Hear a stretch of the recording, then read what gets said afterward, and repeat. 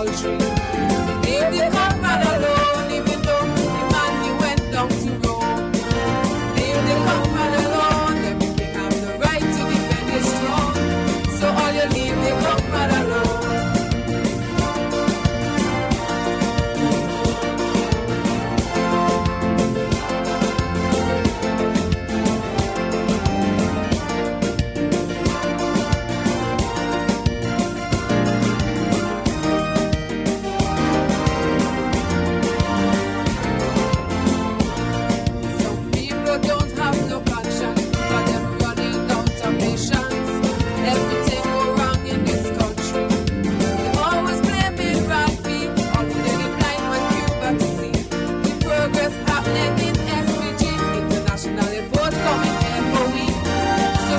Shall your mouth and knee check development in this country.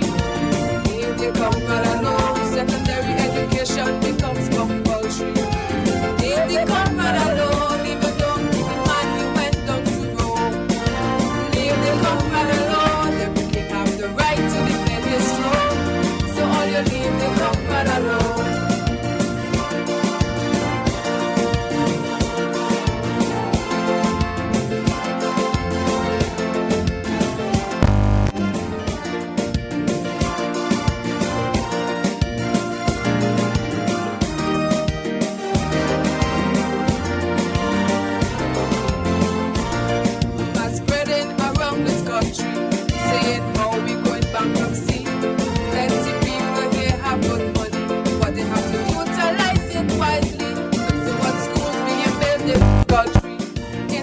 Short space of time, adult literacy come up next in line. Show that the company ain't wasting time. Check development in this country. Leave the comrade alone, secondary education becomes compulsory. Leave the comrade alone, even though the man he went down to Rome. Leave the comrade alone, every king have the right to defend his throne. So all you leave the comrade alone.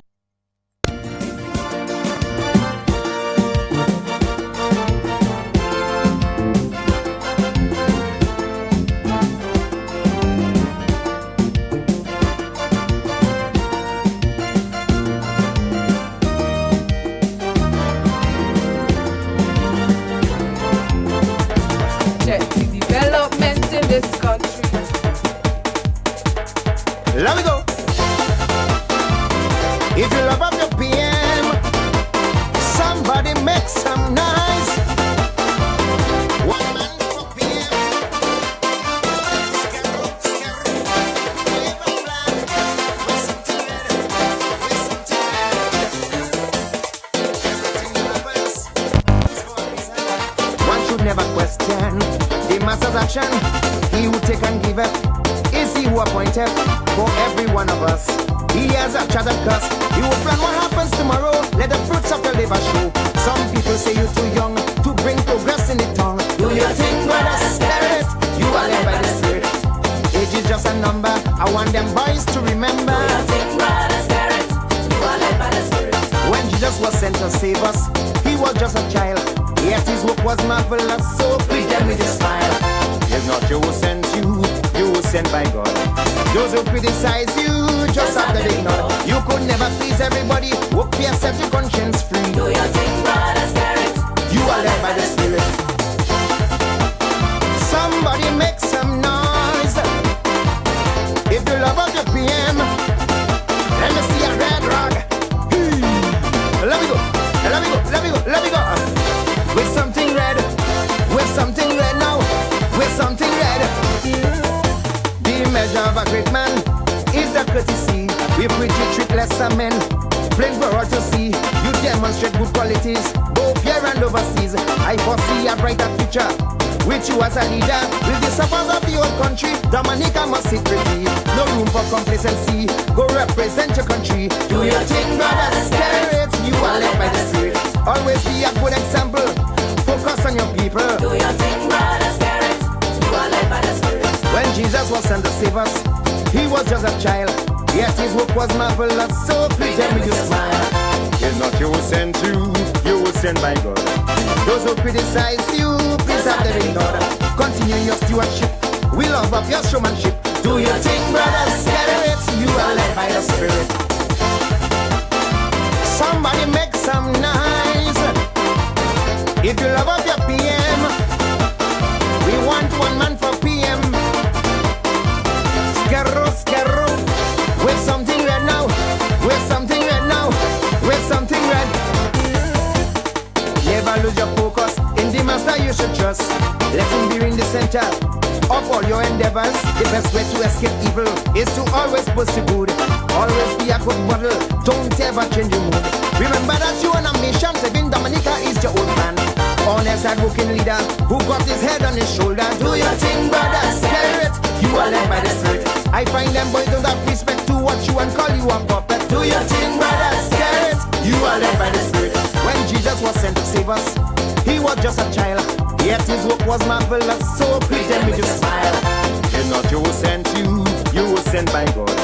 Those who criticize you, just have the big knot. The God I serve is not a stick, he go hold them in the jeep. Do your thing, brother Skerrit, you are led by the Spirit.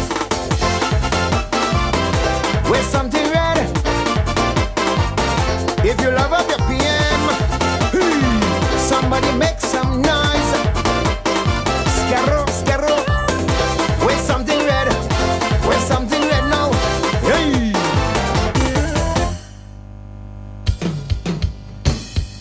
Labor working, labor working, labor working, labor working, labor working, labor working, labor working, labor working, labor working, labor working, labor working, labor working, labor working, labor working, labor working, labor working. Change, real change. Dominica is on the rise. Yes, we're changing people's lives. Change, real change. I tell you, labor working, people smiling with sunshine in their eyes. That is change. That is change. They say they want change in this land. They only try their best to fool Dominicans. One smart end up at two smart door. The people say the change come after 2000 for sure. Now the country's smiling again. They had to run away from the stress and no distress. Yes, the country's smiling again. Never again we'll ever experience that shame. Yeah, labor working, labor working, labor working, labor working. Change, real change. The highway from Melville Hall to Canfield is change, real change. Take a drive and look and you would be shocked. No more dangerous corners or 100-foot traps. It change. Yes, it change. They say they want change in this land. So we get rid of the debt of 53 million. Education for we is the key. So we go have a graduate in every family. Now the country's smiling again. They had to run away from the stress and no distress. Yes, the country's smiling again. Never again we'll ever experience that shame. Yeah, labor working, labor working, labor working, labor working. Change, real change. The dialysis unit up at the hospital. We had no machines, now we have nine. That is change, real change. Before 2005 there was no intensive care for Dominicans. So yes, that is change. That is change. They say they want change in this land. So we had to cure your sick healthcare plan. Yes, we care for the elderly. Under 18, over 60, healthcare given free. 8 minutes moving down past 8 o'clock is considered a very lucky time in certain parts of the world. To run away from distress. Welcome to the next level for today, Tuesday, June 5, 2018. Of course, we're already in the house and our special guests are already in the house. Of course, tonight we are joined by the parliamentary representative for the Vieques constituency, the Prime Minister of Dominica and Minister for Finance, Investments, Housing and Lands, that is the Honorable Roosevelt Skerrit. And he has brought along the Minister for Public Works, Water Resource Management and Ports, and he is the parliamentary representative for the Roseau Valley constituency, and that is Dr. John Colin McIntyre. That is change. Clarence is here. Clarence, good night. Good night, Daryl. Good night to the listeners. Let me say a special good night to Mr. Clifford Wallace. I know he is listening. He's glued to his radio.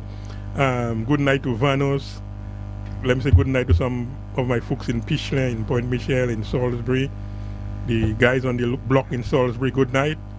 That is Hin Shillingford at his home. I know he's listening. And Marina Shillingford and the rest of the guys in Salisbury. Good night, a very good night. Tonight we have the Prime Minister with us and Honorable Colin McIntyre, the Minister of Public Works. Yes. I think we're going to have a good interactive program tonight. We are the people going to call and ask all the questions. It's like Talk to Your Prime Minister. Tonight is Talk to Your Prime Minister program. Yes, definitely indeed. And the Prime Minister has agreed to give a brief introduction and welcome the calls from the listeners. So we're going to give them a minute, Clarence. Tonight we're not doing the normal roll call because we want to maximize the time we have here on air. So we're going to give them a minute to just put all their notes together and then we'll be back with the discussion. Yes, okay. All right then.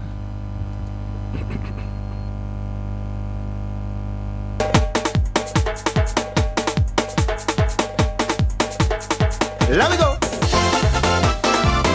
If you love up your PM, somebody make some noise. One man for PM. Skerrit, wave a flag. With something red, with something red. Everything that happens for a reason. One should never question the master's action. He who take and give it. Is he who appointed for every one of us?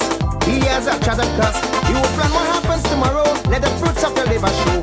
Some people say you're too young to bring progress in the tongue. Do your thing, brother Skerrit. You are led by the Spirit. Age is just a number. I want them boys to remember. Do your thing, brother Skerrit. You are led by the Spirit. When Jesus was sent to save us, he was just a child. Yet his work was marvelous. So greet them with a smile. It's not you who sent you. You were sent by God.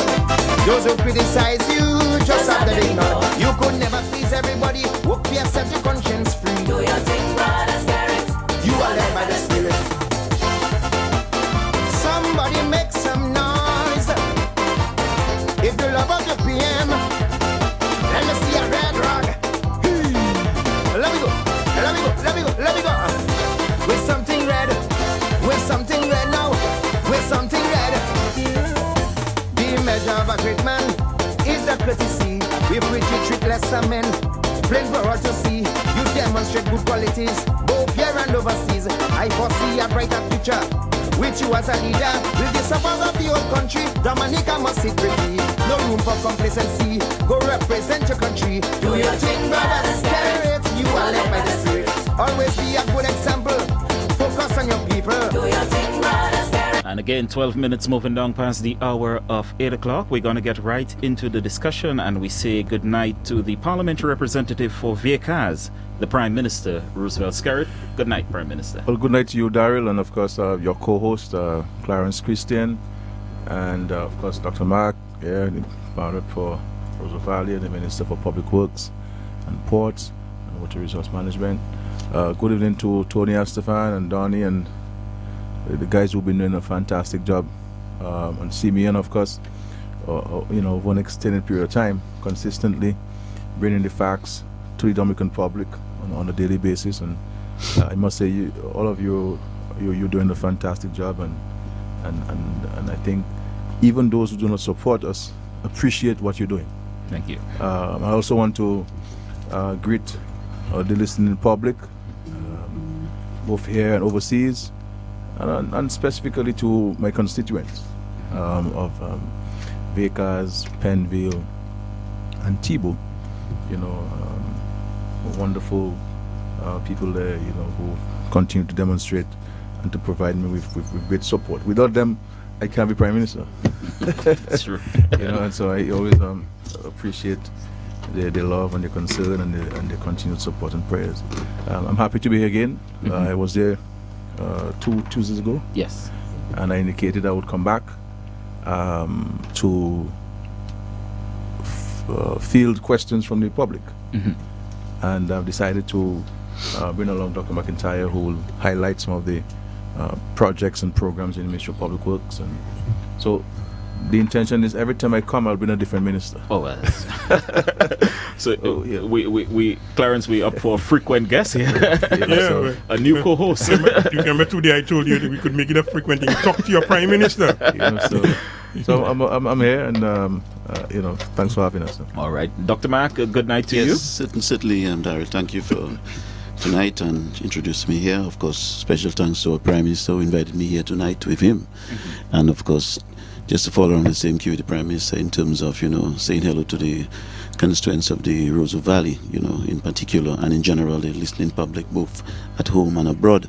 I must say it's a pleasure to be here tonight as the Minister of Public Works, Water Resource Management and Ports, and I think there's a lot we have to share in terms of what we can disseminate to the people of Dominica, of course, which is truth and development. Of course, we know, as the Prime Minister said, which is very, very true, in spite of what people say about us, both members of the other side versus this side and any side, they definitely have been appreciating the works that this government has been undertaking, so I'm very happy to be here tonight, and I'm sure that we can, share some very fruitful information along on this program tonight. All right, excellent. Let's get right into the discussion. Prime Minister, I know a number of things have been taking place. Housing continues to be in the news every day. Almost every day you hear something new is happening in housing.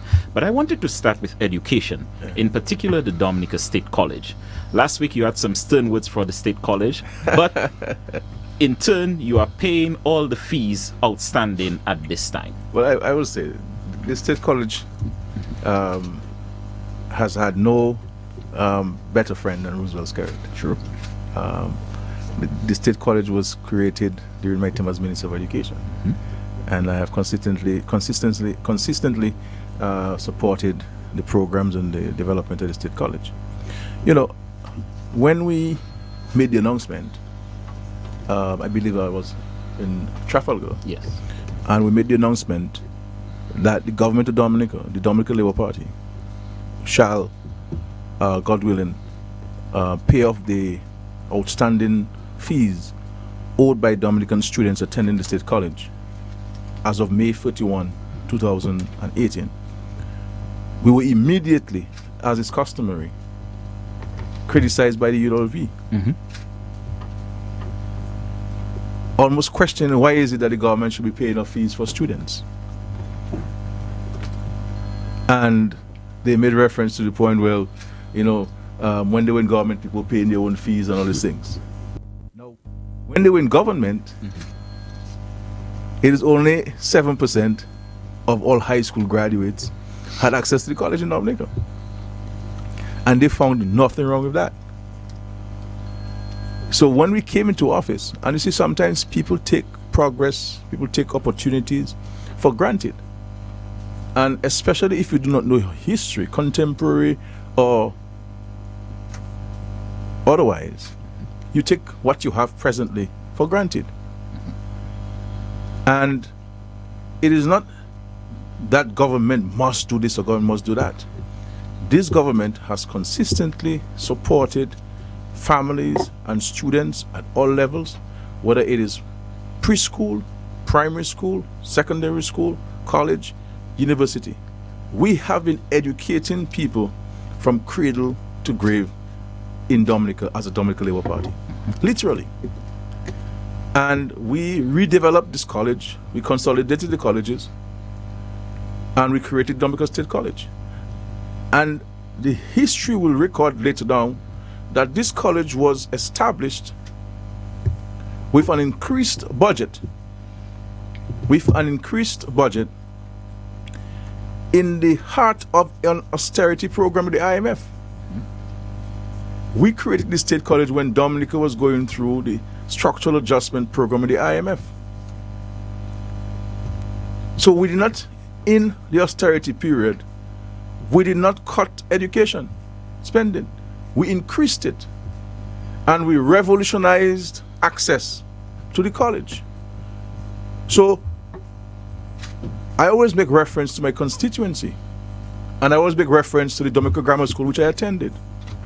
So I attended school, during the Freedom Days, and of course I taught at the college during the UWP days. And when I attended the college, there were only 4 of us, or I think 20 of us who made it from the grammar school. And in those days, grammar school was the top secondary school. Dr. Mac may say something differently as the boy. But that was how people viewed it. Mm-hmm. You understand? So it means, therefore, 102 of my comrades did not make it to the college, not because they were not bright or they did not meet the requirements, but the system said at the time we were accepting a particular number. So even before we sat the CXC exams, the systems knew how many students they were going to be taking.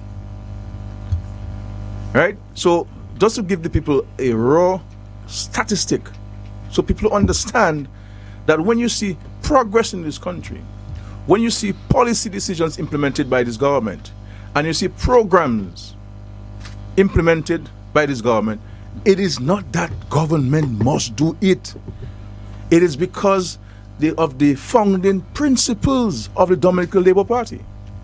And because the leadership, not only, I'm not talking about the political leader himself, but the leadership of the party.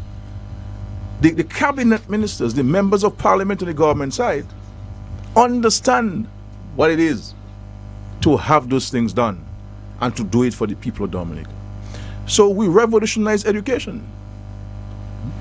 And we have moved now from 7% of our high school graduates having access to the college to 90% today. And the only reason why the 10% not making it, obviously in the college system, you must have a minimum requirement. But if every single child were to meet the minimum requirement, having started the CXC, they would have a space at the college waiting for them. Because we invested in the infrastructure, the legal infrastructure, the physical infrastructure, and the human infrastructure to allow this to happen.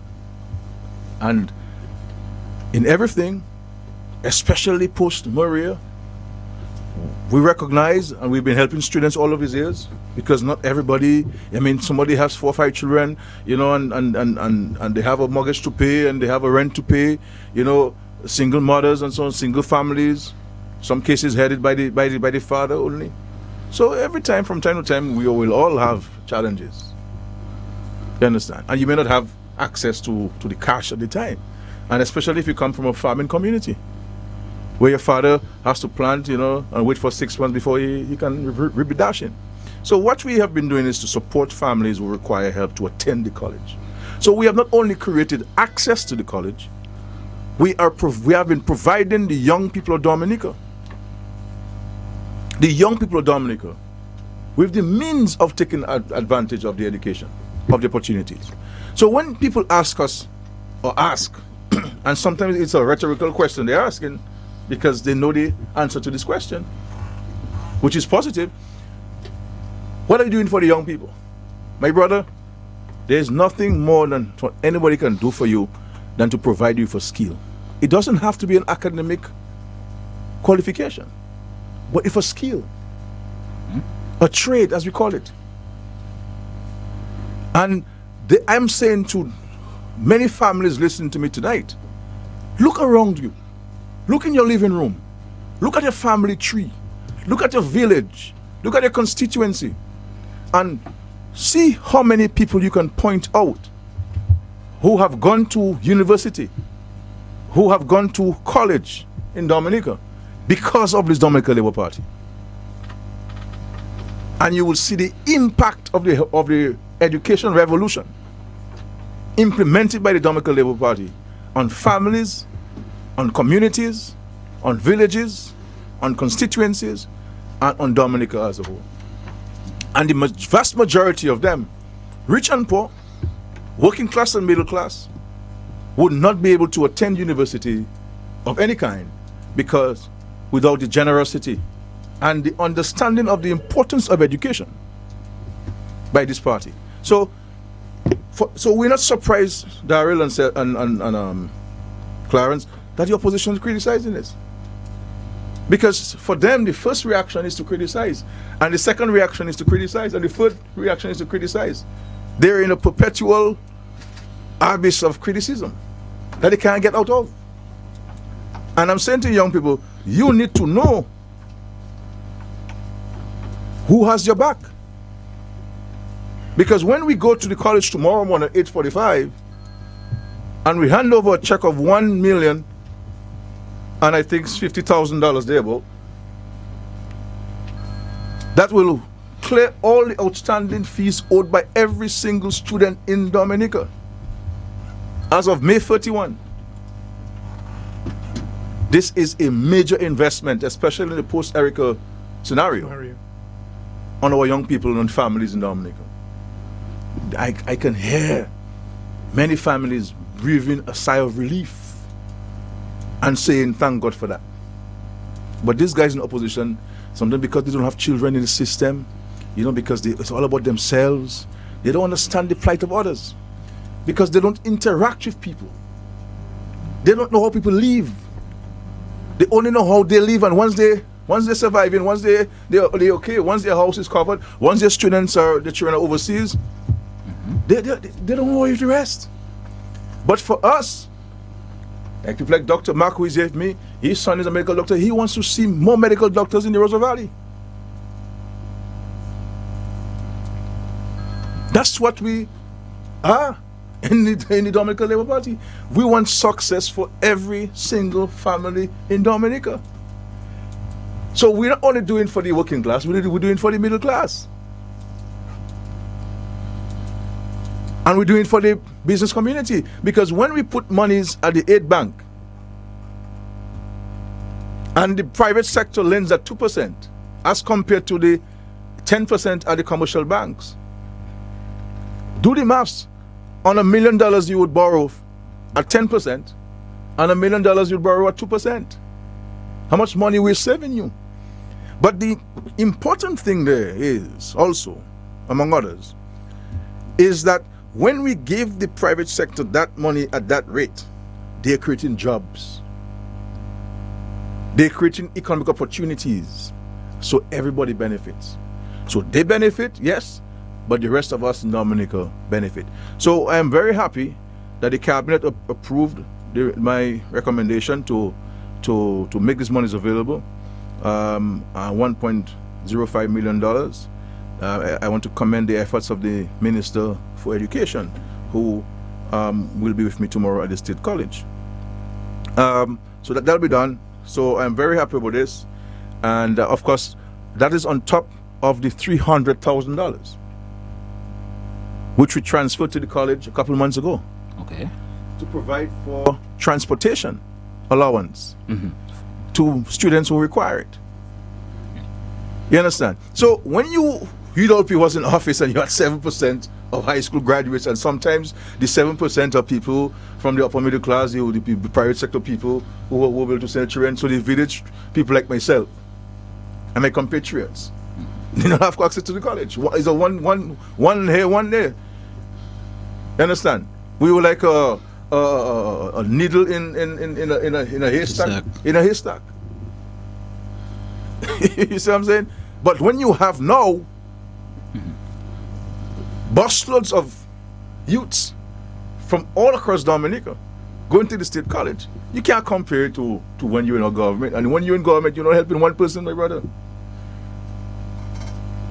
But we're making a sacrifice as a government because we understand the investments of that. So that's on top of the $300,000 which we gave to the college to provide transportation allowance. Because, and you see, Clarence, Daryl, these policies are being implemented because we interact with people.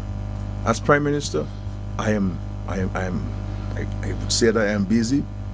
There are many people who might be busier than me in the country, but I would say that because I'm scared, like I'm busy, but I still make time to listen to people. So when you have a child, for example, there's students who have to catch 3 buses to get to State College. You understand? 3 buses. Because a child coming from Scott's Head, sometimes they put you down by the old market. You have to catch a bus, take you down by the Public Works. Yeah. The bus stop by Public Works. And then you may have to take another bus to take you up to the State College. Others on that most take 2. But so a child coming from North spends about $15 a day, my brother. $15 a day. So times 5, do the maths. And you understand how much money a family has to pay a week. And multiply it by 2, because if you have 2 children in the house. Because now access is there. So, now, and the government helping the student families with tuition. So mothers don't have to say, well, where can I get the money to pay my students fee? They go to a Labour Party power rep and the power rep facilitate them. So we are creating opportunities. And so you can appreciate how much we're saving these families in respect to that. I'm very happy about this, and I'm happy for the students, I'm happy for the families, and sometimes all I say, but I wish I was going to school now because of the opportunities there. Because I went to university not having received $1 from the government of Dominica. I did not ask, neither did they offer. You understand? And I went to school during the HEDLP time. Mm-hmm. You understand? Because I knew that even if I had asked, I would not have gotten, because of my family's political affiliation. Mm-hmm. So I didn't bother to even ask. You see what I'm saying? Waste pen to paper. So I will stop with Daryl unless people want to ask us questions. But Dr. Mark is there, and I don't want to dominate the time. To give my colleague an opportunity. Before we get to Dr. Mark, who's going to give us an update. Sorry, I recognize I wasn't. Okay. No, please, sorry. Dr. Mark, what you can probably do is give us an update on some of the projects going on around the country. I know many contracts have been signing all over the place, and work is ongoing. So give us an update on what is going on across the country. Thank you, Daryl. And of course, just to lead up from where the Prime Minister left out, but although it's not my portfolio and he was the Minister of Education, but the opportunity that exists right now for education, because I'm strong on education, I think we have to embrace the statement by the Prime Minister as it relates to education. So I just wanted to at least say that in terms of education.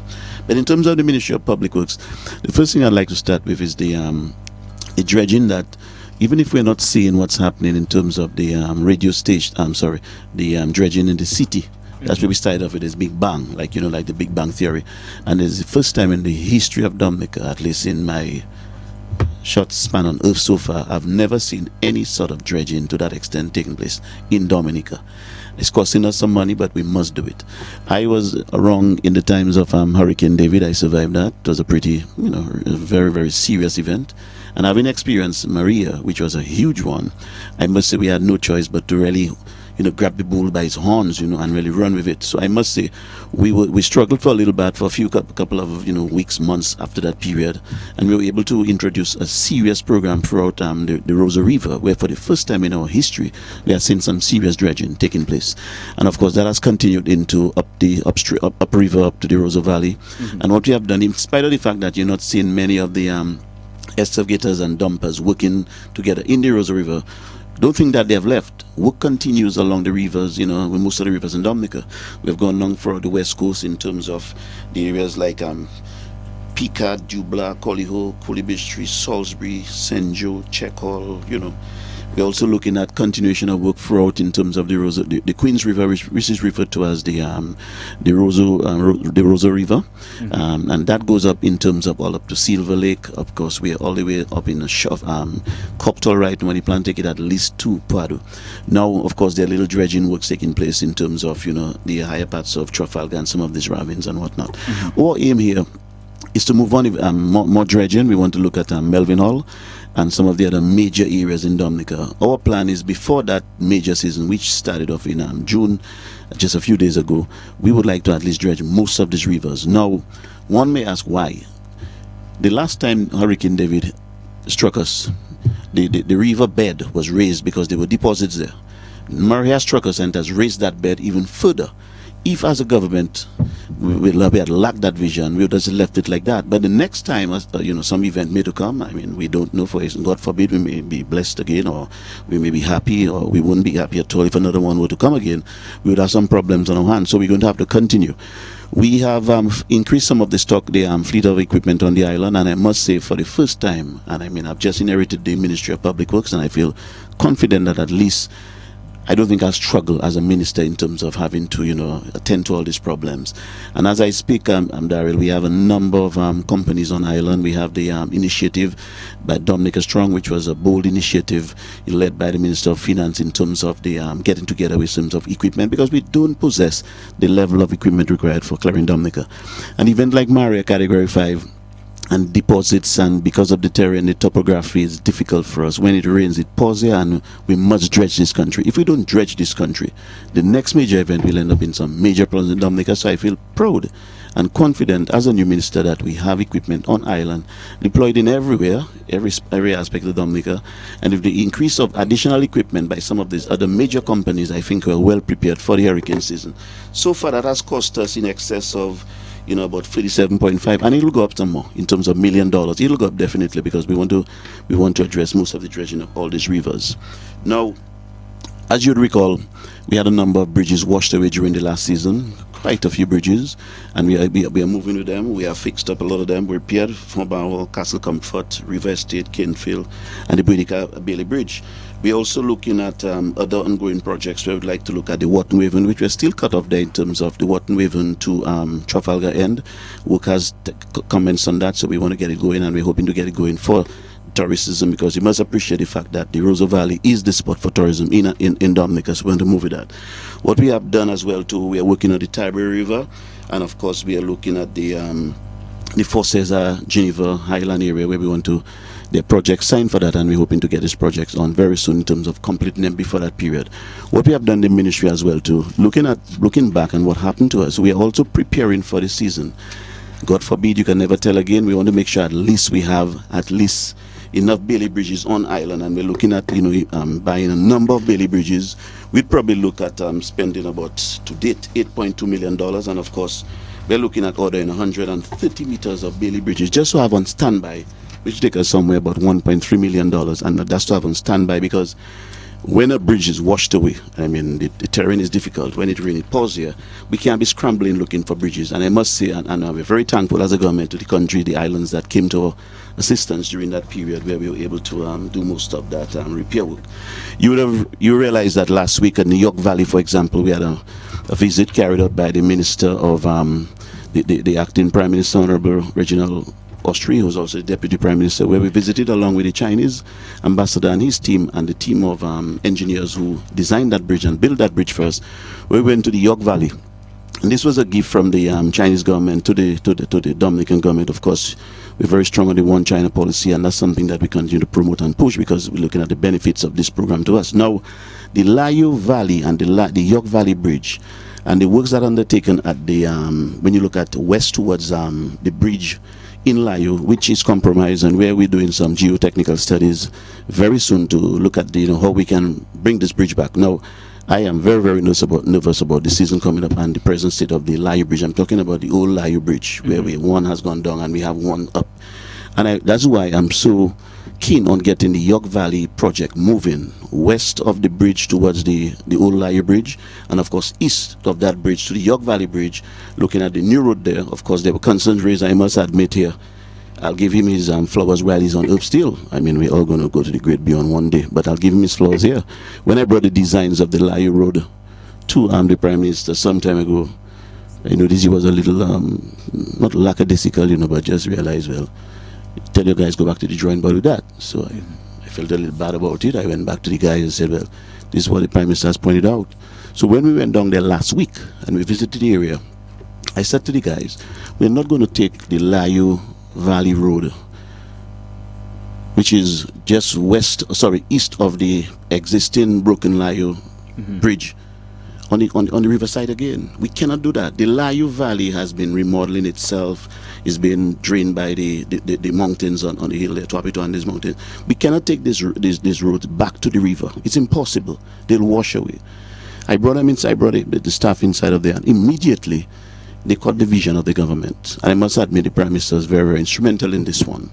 And immediately they said to me, Doc, we're on board with what you're saying there. And it was clear to see that if we're talking about resilience in this country as articulated by the government and our Prime Minister, we must make sure that we build in a manner such that we cannot be affected by the events that took place. So the plan here is to build that Layo Valley Road more towards the cliff and towards on safe grounds. And of course, we have a project outlined here with the Plades group, which is a group here from Panama who are helping us in terms of designs of this road, where you look at heading from the York Valley Bridge up to Pocasset now. We're actually designing this road because you have a number of areas where it has slipped and there's edge failures and the land is a little unstable there. So once we get this project completed, I think we'll have a major highway built in that area, which is very important for us. Now, the Layo Valley is extremely important, both from the point of tourism as well as a means of getting from the north, all the northern villages and whatnot, up to Pocasset, where you can look at back to the airport, back to the east, and even back through the Imperial Road. Of course, the constraints of the Antrim Valley right now, which I must admit, I was very, very happy to read when Dr. Honeychurch mentioned about what's taking place in the Antrim area since in the early 1900s. I think you had about 4 engineers or 4 persons dying there because of the fact that it's a sort of a old volcanic area where you have sort of loose soil and you have this sort of lake being built at the bottom here because of the land movement. And this, when I was very, very young, still in the teens, that's something that was going on, but of course I didn't know of it then because of the, in terms of the consciousness of it. But right now, having read that, and seeing what's happening there, it's classical that we must look at alternative routes in Dominica. So I see Layo, the one from Sultan to Pocasset, as important ones. The one from Sultan to Pocasset, we're just about to increase the spending on it to over just about $5 million because we realize that we don't want to put a little thin coat of asphalt on that. We want to put a reasonable coat of asphalt on that such that we can have a conduit heading from Pocasset back to Sultan, and of course fixing up the roads and the edge failures along the Warner Road and getting to town and repairing that steep hill there in terms of tourism. So all in all, that area is an area that we're going to pay serious attention to in terms of redesigning the roads while we look at alternatives for Antrim. We're also working on the Cochrane Road. It has cost us about, the whole project will cost us about $11 million. So to a certain extent, we in this budget will probably look at over $5 million in terms of building a certain aspect of it. And of course, we have to look at the back road down from Springfield, from Cochrane to Springfield, which is another area where we can look at that as well too. So there are a number of interventions along this main road there that we are taking on, all at the hope of trying to do things. Of course, you would have realized that in the botanical, because of time, I'm going to just move on, okay? You realize that just recently in the Botanical Gardens, you saw a major bold vision where we decided that's enough is enough. This road was there. I remember the last time this road was ever tackled in any serious manner was when I think one of the princesses came down from England, and I remember that as a young boy that we put some nice, what we call in those days, didn't know much of that. They call it Baba Green. Yeah. But I mean, Baba Green is not the Baba Green, it's just the name of something else. Yeah. And we had this nice road because the princess was visiting. We got the library built and all these kind of things happening at the time.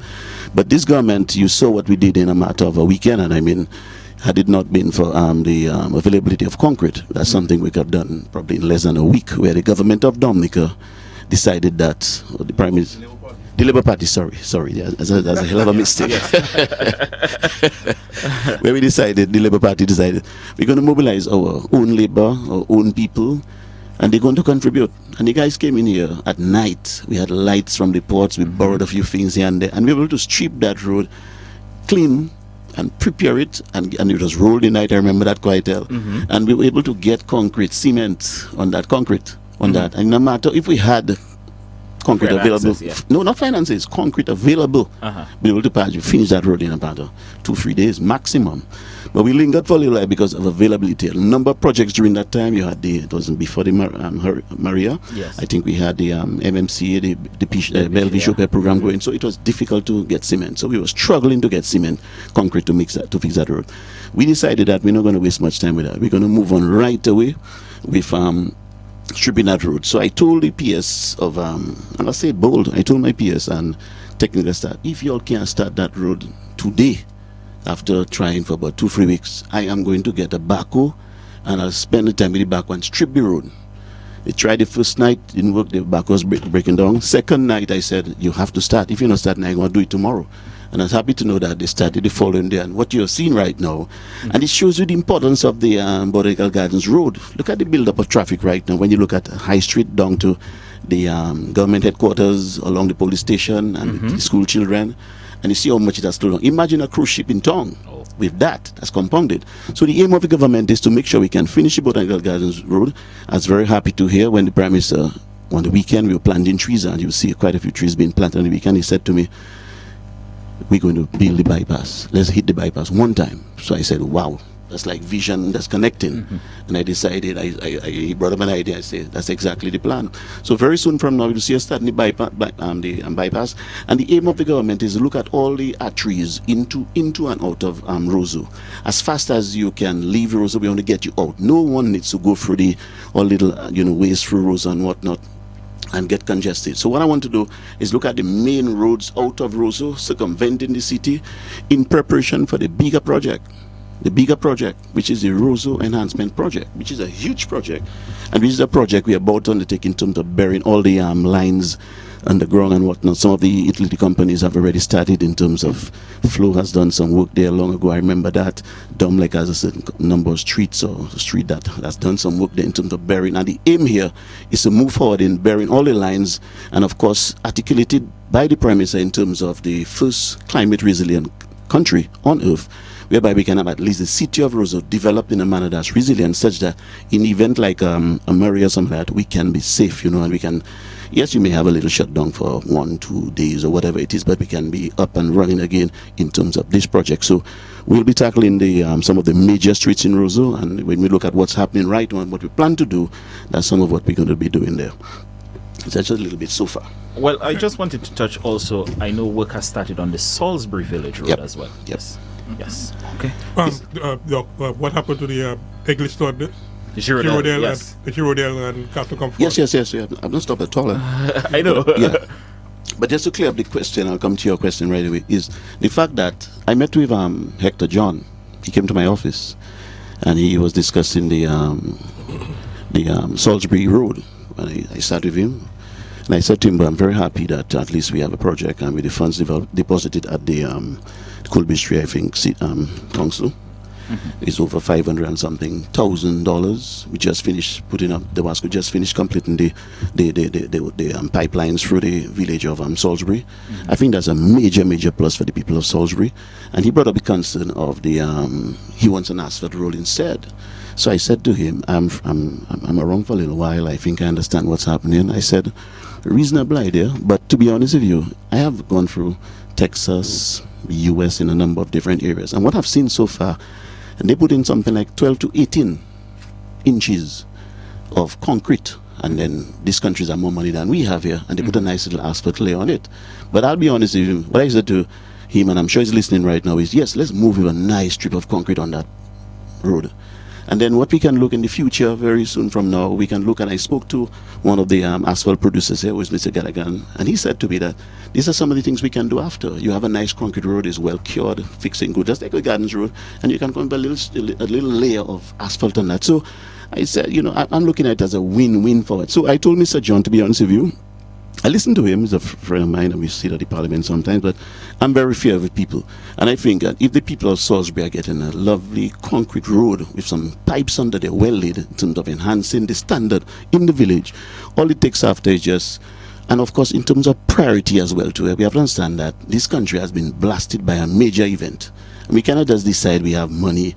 We have to prioritize. So if we get a nice concrete road, well cured, well vibrated, done properly, we can put a nice little layer of asphalt on it after in the future when we can afford more, but at least with the people that are going to be driving through these rickety, bumpy holes and whatnot. So I don't think it's a major problem. I'm not too worried about it. I'm sure, sometimes we raise concerns over things, but we have to prioritize according to how we see this country moving. And there are other areas that would need more than that. But the point I make, I mean, who in the country would want to make an issue over asphalt and concrete? I mean, this is an improvement to the community of Salisbury. These are hardworking people. They're very, by and large, very sincere people along there. Notwithstanding the fact that this constituency did not vote for the Labour Party into Parliament, we continue to invest in there and to look out for the people. And in the scheme of things, many governments who in a situation like will not spend money in Salisbury. But this government has always maintained, this party, that we are the government of everywhere. And there was a need in Salisbury. One, they had a water problem with the broken pipes. We instructed DOASCO to go in there to replace those pipes comprehensively. And we said, when DOASCO will be completed, we would do that. No, and even the concrete roads are more resilient too. Yep. Yeah. The concrete roads are more resilient. And from a maintenance standpoint, if your concrete road is broken, you can fix it yourself in the village, rather than waiting for an asphalt truck. I mean, when I became the member of parliament for the Vekas constituency, this is one of the first decisions I took, was to put concrete roads in the villages, in the communities, instead, and those roads have lasted for a very long time with little or no maintenance. So I really think it is a red herring for the member of parliament for Salisbury to make it an issue over concrete and asphalt. And it's really unfortunate.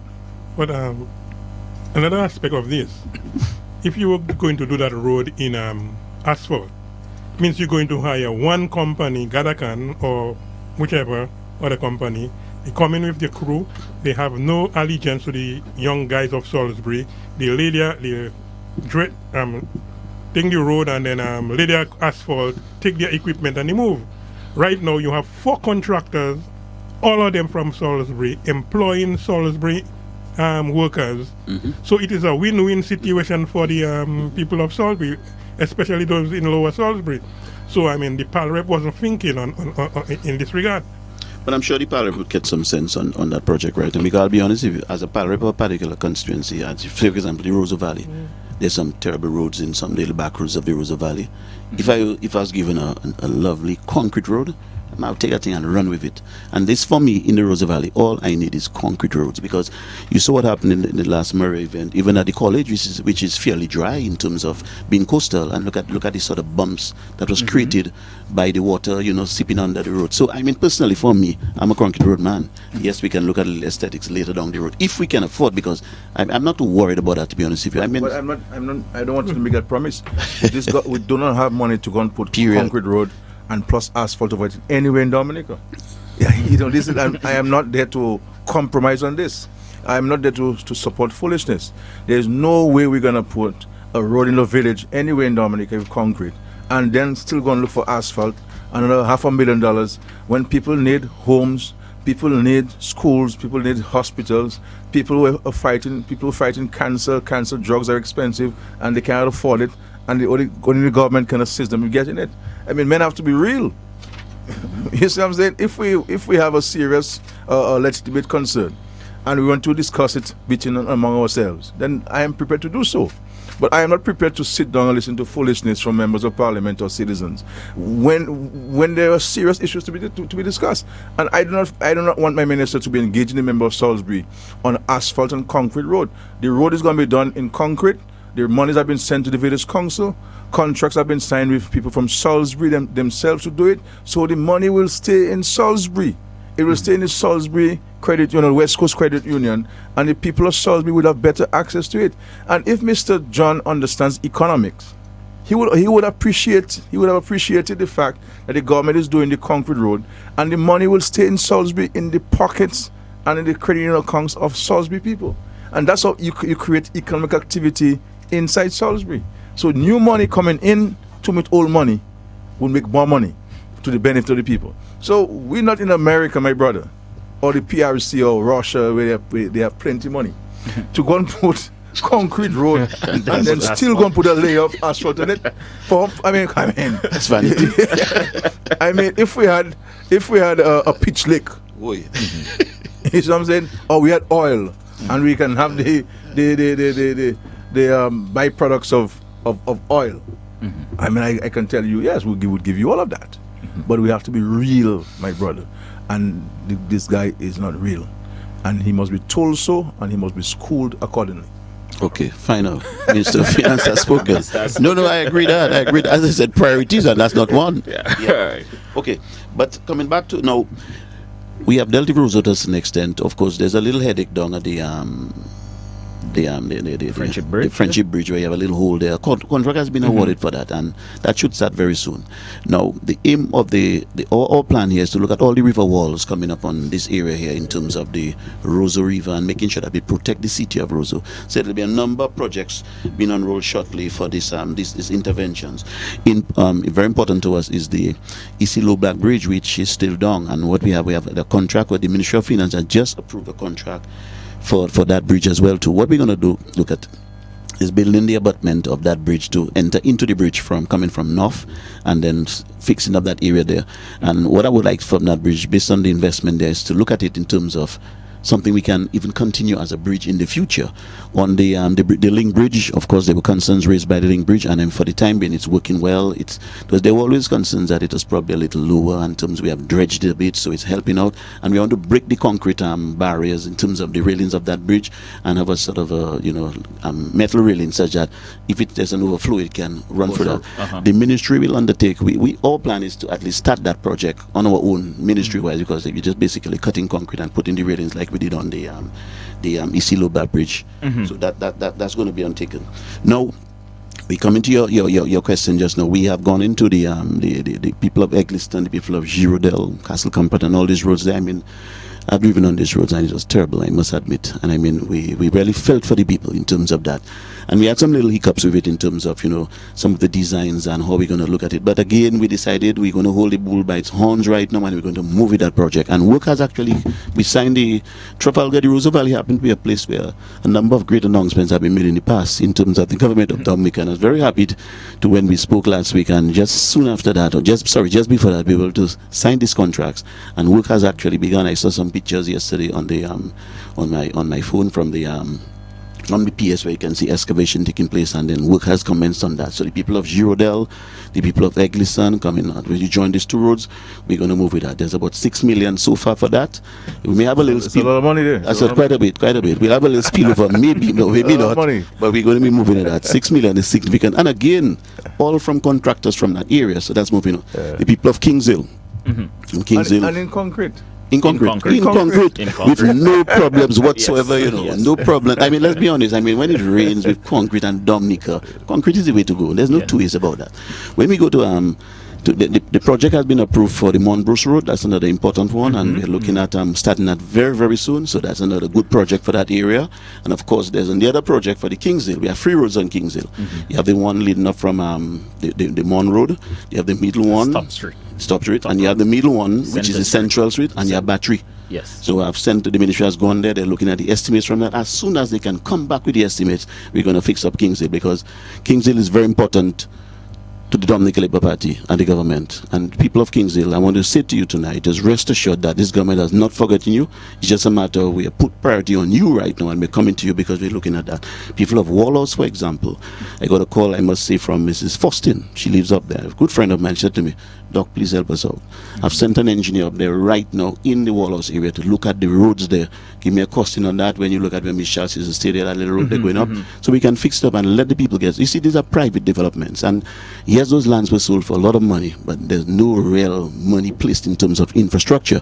And based on the age of these properties right now, we're seeing serious deterioration coupled with malaria. So it's very, very expensive for them. So government has to undertake all of these projects. So that's going to start very soon. I don't want to make it look like because I'm from that area of Dominica that everything is centered around there, because there's interest in the Soufriere area as well too from me. There's the contract by Champagne there where we're looking at doing something there, and of course we're looking at even resurfacing that road, where there's going to be something for that just now. At least putting a lovely layer on that. Number of edge fillers will address them and will design them, because there are major developments on there in terms of the Jungle Bay development that's taking place there, which is a major investment. So the people of Soufriere will be there. You know, we have this major project heading towards the Rubia to Bagatelle. Now the people of Bagatelle, you know, all the villages there from Bellevue Chopin, there's major development in Bellevue Chopin with the housing initiative. That's huge. We've never seen that in our life in Dominica. A huge project being undertaken there by the MMC for the people of Petit Savan. I think this is going to be one of the first model communities in Dominica. When you get down to Pichle, there's quite a bit of, you know, remodeling taking place there with the two rivers going down there. So there's dredging taking place there right now. It's quite a bit of dredging, I must say. It's going to be heavy. But lucky when the Prince visited here some time ago, and you know, when he was able to go to Bellevue and down to Pichle, I think we caught his attention there, and the British has put in quite a bit of money there for that project, where we're going to look at the roadway from Lubia right to Bagatelle, because Bagatelle, the South being the youngest part of Dominica, you know, it's always, you know, remodeling, so for maybe a couple of 100 years, but you have seen some major events inside of there. So I'm looking forward to that. This is what is going to be looking at the first 5 bridges, and then look at the roadways for that. But just to say to our people of Pichle, Geneva, Grand Bay, we'll also try to smoothen out that road in the just past Pichle there. Of course, we know we had to put up Bailey Bridge there, but we also had one of our contractors put a lovely little bridge that can work for the time being, and that's if we can have some traffic moving through there. Bagatelle has some issues with the river dredging. We'll take that on for Seja Bridge, Bailey. We are working on that as well to speed it up, and Highland, so we'll move with that. So all in all, I'm looking forward to this project in terms of the funded by the British. That's going to be a pretty serious project that will help us in terms of, you know, building back better, and of course looking at the whole crown of resilience in Dominica and the first climate resistant island on Dominica, in the world. You're also spending quite a bit of money in your own constituency. Oh, yes. In terms of Mont Prosper, over $3 million. That's very true. Mont Prosper, as you know for sure, the Roseau Valley is the spot for tourism in terms of proximity to the city, the capital. And as I always said, and I was very disappointed with the UWP government, UWP party in opposition, when they tried to burn Roseau. Remember that? February 7th? February 7th, yeah. And I said to them in Parliament, Roseau is my New York City. And I'm not making jokes about that. I'm from Dominica. Based on my age, I'm not going anywhere in life again. This is my New York City. When I leave the valley and I come to Roseau, no matter how Roseau looks, that's my New York City. And I was very disappointed that the guys could try to burn Roseau. So I've decided I will never support them on that program, and I want to develop the Roseau Valley such that I can come to my New York City, which is Roseau for me. So what I'm doing here is, the people of Mont Prosper, they have been locked, and we have the Lescali cliff there, which is going to cost us just, you know, about 3-point-something million to cut. Now, Lescali is, as you know, is the only government to date who has really taken time off to really develop the Mont Prosper Road. And we have cut the first half of this road up to the Savannah there. And we're putting a lovely road there that's helped the people. And of course, what I want to do right now, I always said so, and through the help of our Prime Minister of Finance, let's move on with the second phase. God forbid, Maria came, I must say it helped me, because it made that road even more important, because there are a number of the foundation, the platform of the road that is affected right now, and because of that, we must build that road. So we were very quick, we surveyed that road, we designed it, and we're moving with it. So we're going to cut Lescali. What I want to do from that as well too is to see if I can save that material rather than dump it crudely. Save the sort of a tarnished base that's there. Use the soil, of course, for agriculture. I wouldn't dump good soil. Mont Prosper has good soil, just like Mont Prosper, Egliston, Glasgow, Mont Daniel, that's volcanic dust, that's perfect soil. I would never throw that away. I would take that and put that around, move that around in terms of deposits for agriculture, but save the tarish for the roads. We have the little roads in Mont Prosper where the farmers are, and see if I can save some of that rather than dumping that, but at the same time cutting. I'm urging the people of the villagers of Mont Prosper to be patient with us. Development comes with a price. And yes, you'll be interrupted for a couple of weeks in terms of your roadway and whatnot. What I urge the bus drivers to do is keep some of the buses up proximal to the cut and distal to the cut, such that we can move the people during the period, because we will have to close the road during periods of say 8 to 5 if we really have to cut it, because there's no other way. Eventually in the future we can look at the back road from Overbridge down to that area there, but that's in terms of a priority. Let's fix this road first, then we can look at other roads. So that's a big project for there. There's also the project that is it's just about $3-point-something million from Coptal Bridge to the bus stop in Mont Prosper as well too. We want to look at the drainage for that area, concrete surfacing again. I don't want no asphalt in the Roseau Valley, because the Roseau Valley is wet. I want no asphalt in the Roseau Valley. I'll be honest about that. So we look at that road. We'll eventually look at the bypass, the landslide just by Raffle area there, where the road really came down hard on us. Then we are using the bypass up at Savannah down to Castle. We'll work on that too. And I want to say to the villagers of Wharton Haven, and they've done some pressure. We have started the project there. We have a little issue with one of the projects, but that'll be repaired. But really to look at building that road for them right down to town. But we're starting by the Coptal Bridge coming up right now, and we'll move. There's also some dredging that's taking place. Dominica Strong, they're dredging up from Silver Lake up to that area, and we have a company, Jack Gallagher, who has done some serious work for us in the Coptal area as well, saving some of these homes there, because some of the folks there, they were under some pressure there. Of course, some of these homes were built on riverbeds, and you may get these events every couple of 100 years, but Mario taught us that way. Some of the homes that are really located in a bad spot. So all in all, we are moving well. The Providas, which is an Ophelia project, they're in end right now, is about $1.8 million. We have done some lovely cuts up there. Of course, there's an edge failure just lower down, which is caused by Mario. This one is an Ophelia cut. It's working well for us. We are finishing that up. We're going to pitch that road in terms of concrete again, and put some resilience on that.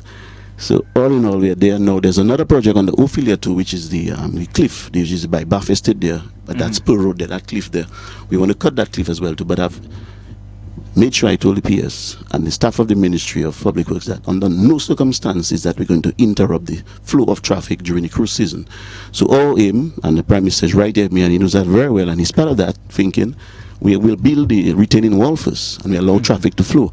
And incrementally, we'll try to cut that cliff to enlarge it, but we definitely want to keep that going. These are Ophelia projects.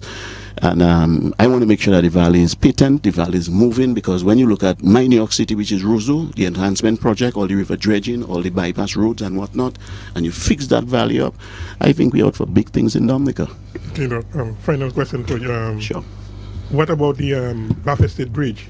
The Emsall Bridge. The Emsall Bridge. Emsall Bridge. Great question. The Emsall Bridge took us some time, I must admit, but we have had one of our patriots from Dominica design that bridge for us. It's a bridge that came down a few times, and he has designed that bridge for us, and the bridge is now ready in terms of the bridge itself, the approaches to the bridge, and the wall on the west side of the river going up till the Bath Estate to join almost with the wall for the spur road, the Central Roma Cliff there. So that should be tendering very soon. We're looking at in excess of $8+ million for that bridge.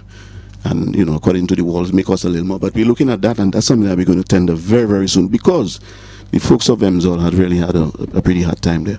We have done some work on the Emsall Road on the other end, which is the cliff just beneath Kimshill there, where we have just under $1 million we have put from that aspect of the road right down to Huey. And just visiting there last week, I decided that we'll take it a little further into Emsall and see if we can get Emsall well roped in. So that's a project that's going to start very, very soon. Very soon. All right, good. Prime Minister, back to you now. I know Dr. Mack gave a very comprehensive report. But in recent times, guys have brought up a discussion that I know, was the first to speak on some time ago. And that is the issue of cannabis. I know some time ago, that was about 2013 at a press conference at the Financial Center conference room. You gave your ideas on how we should go about it. But I think with no thinking, with no putting things together, guys think they have gotten a topic and they have just pounced on it and saying things that they think people want to hear. What is the rational thinking in dealing with the marijuana situation? Well, I will say, I'll say with great humility, that sometimes my thinking is ahead of many. Our view in the government is that the issue of, there are different components to the issue of marijuana. And in listening to the leader of the opposition, it is clear that he has not understood the various components of marijuana and what needs to be done.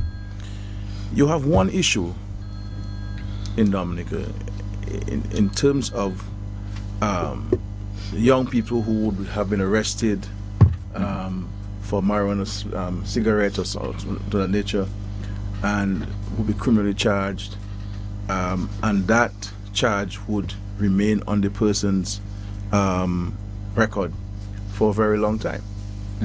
And sometimes that prevents a person from really moving forward in life, because if you have a criminal charge, then you're going to have a difficulty in getting a job because you can't get a clean police record. Sometimes people want to get their green card to go to the United States, or they want to go to the United Kingdom and elsewhere, and that police record is critical. And because they can't get a clean one because of the laws of the country, they have a challenge. And we've made a commitment that the government will move towards assisting many of the young people who have found themselves in that situation, to assist them in clearing their records and so forth, having served the time, because we don't believe that somebody who has served his time should continue serving it even when he's free. But one has to be careful about the issue of trafficking these substances, and also selling the substances. We have to be very careful about this, because we have a responsibility to protect our citizens, and we are also part of the international community, and therefore we have a role to play for global security. Then you have the issue of marijuana for medicinal purposes. You understand? There are many people in this country who have proclaimed that marijuana oil is helping them fight cancer and to treat with issues relating to their suffering from cancer. And I believe that the country, the citizens of Dominica, need to seriously engage on this matter of marijuana for medicinal purposes, to explore the medicinal benefits of marijuana. But you cannot just take a decision and leave it like that. There are a number of other aspects one has to consider. The issue of how do you grow it, under what conditions do you grow it, the issue of licenses, the issue of permits, where can you buy it, who can sell it, who can grow it. There are a number of things in terms of legislation and regulation that you would have to look at. So it's important for us to look at this. Then you have the issue of for religious purposes. You know, my comrades that in the House of Naya being gay, I have had opportunities to visit them at the Tabernacle and to engage them in discussions about their livelihoods, their contribution to Dominica, their views on Dominica, and how we can work together to build this country. I've had the opportunity to meet with elders in there and reason with them on a number of occasions. And I believe, myself personally, from a philosophical standpoint, I believe that we need to allow people who are registered as Rastafarians in certain localities, certain areas, or for where they practice the religion, to be allowed to use this for religious purposes. You understand? But of course, all that too would have to be properly managed and so forth. And so it's important for us to put the discussion in context. I don't see any political benefit to be had from this at all. This is a discussion which we should have in an open and a transparent way, that ideas contend, and at the end of the day we have a consensus on these issues. Because we also have to understand, and this is the problem Colorado is having and many states are having. So you have a situation where the state of Colorado is legal, but there are states bounding with Colorado where it's not legal, and you have situations where people buy this substance in marijuana in Colorado and drive to another state and get arrested because it is not legal, because in the United States of America it is still against federal law, but states are going to referendum and passing legislation at the state level to decriminalize and to legalize marijuana for a number of purposes. So I believe that this discussion must not only be a Dominica-centered discussion, it must be a regional discussion, because we will have to have a regional approach to this, because we are all connected. We are all connected in that pursuit. But I have listened to some of the opposition elements and what they're saying about marijuana and so on, and clearly there's no conviction. There is no conviction to what Mr. Linton is saying. Mr. Linton believes that because Prime Minister Gaston Brown said this, and Mr. Gaston Brown had a huge victory in Antigua that they can win. Gaston Brown won because of the astuteness and the leadership that Gaston Brown has provided to the people of Antigua and Barbuda, but also because, in many respects, the opposition in Antigua behave like the opposition here. you see, so you know, that's not going to. There's no conviction on the part of Mr. Linton in respect to this. He went up there. I don't know whether he spoke a ganja or something, and he got hallucinated and so on, and he started talking about this thing, and believing that he can get benefits from that. But philosophically, myself personally, and I don't want to impose my will on the people, but philosophically and fundamentally, I've always been of the view that we need to engage ourselves on the issue of marijuana, but we also have to be mindful, and this is where reasoned, sensible leadership must come in. We also must be mindful that there are many people, especially the young, who must be protected from the abuse of any substance, because everybody's makeup is different. There are people who may be able to smoke 5 spliff and be standing. There are some people, if they smell this stuff, may have a difficulty from how they smoke it. So we have to be able to ensure that our young people are not exposed to the abuse of this.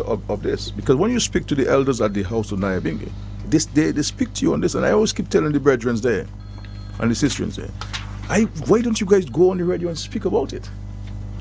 I mean, brethren is one of the most reasoned guy on this issue, and Trotter, the plumber, these guys have knowledge,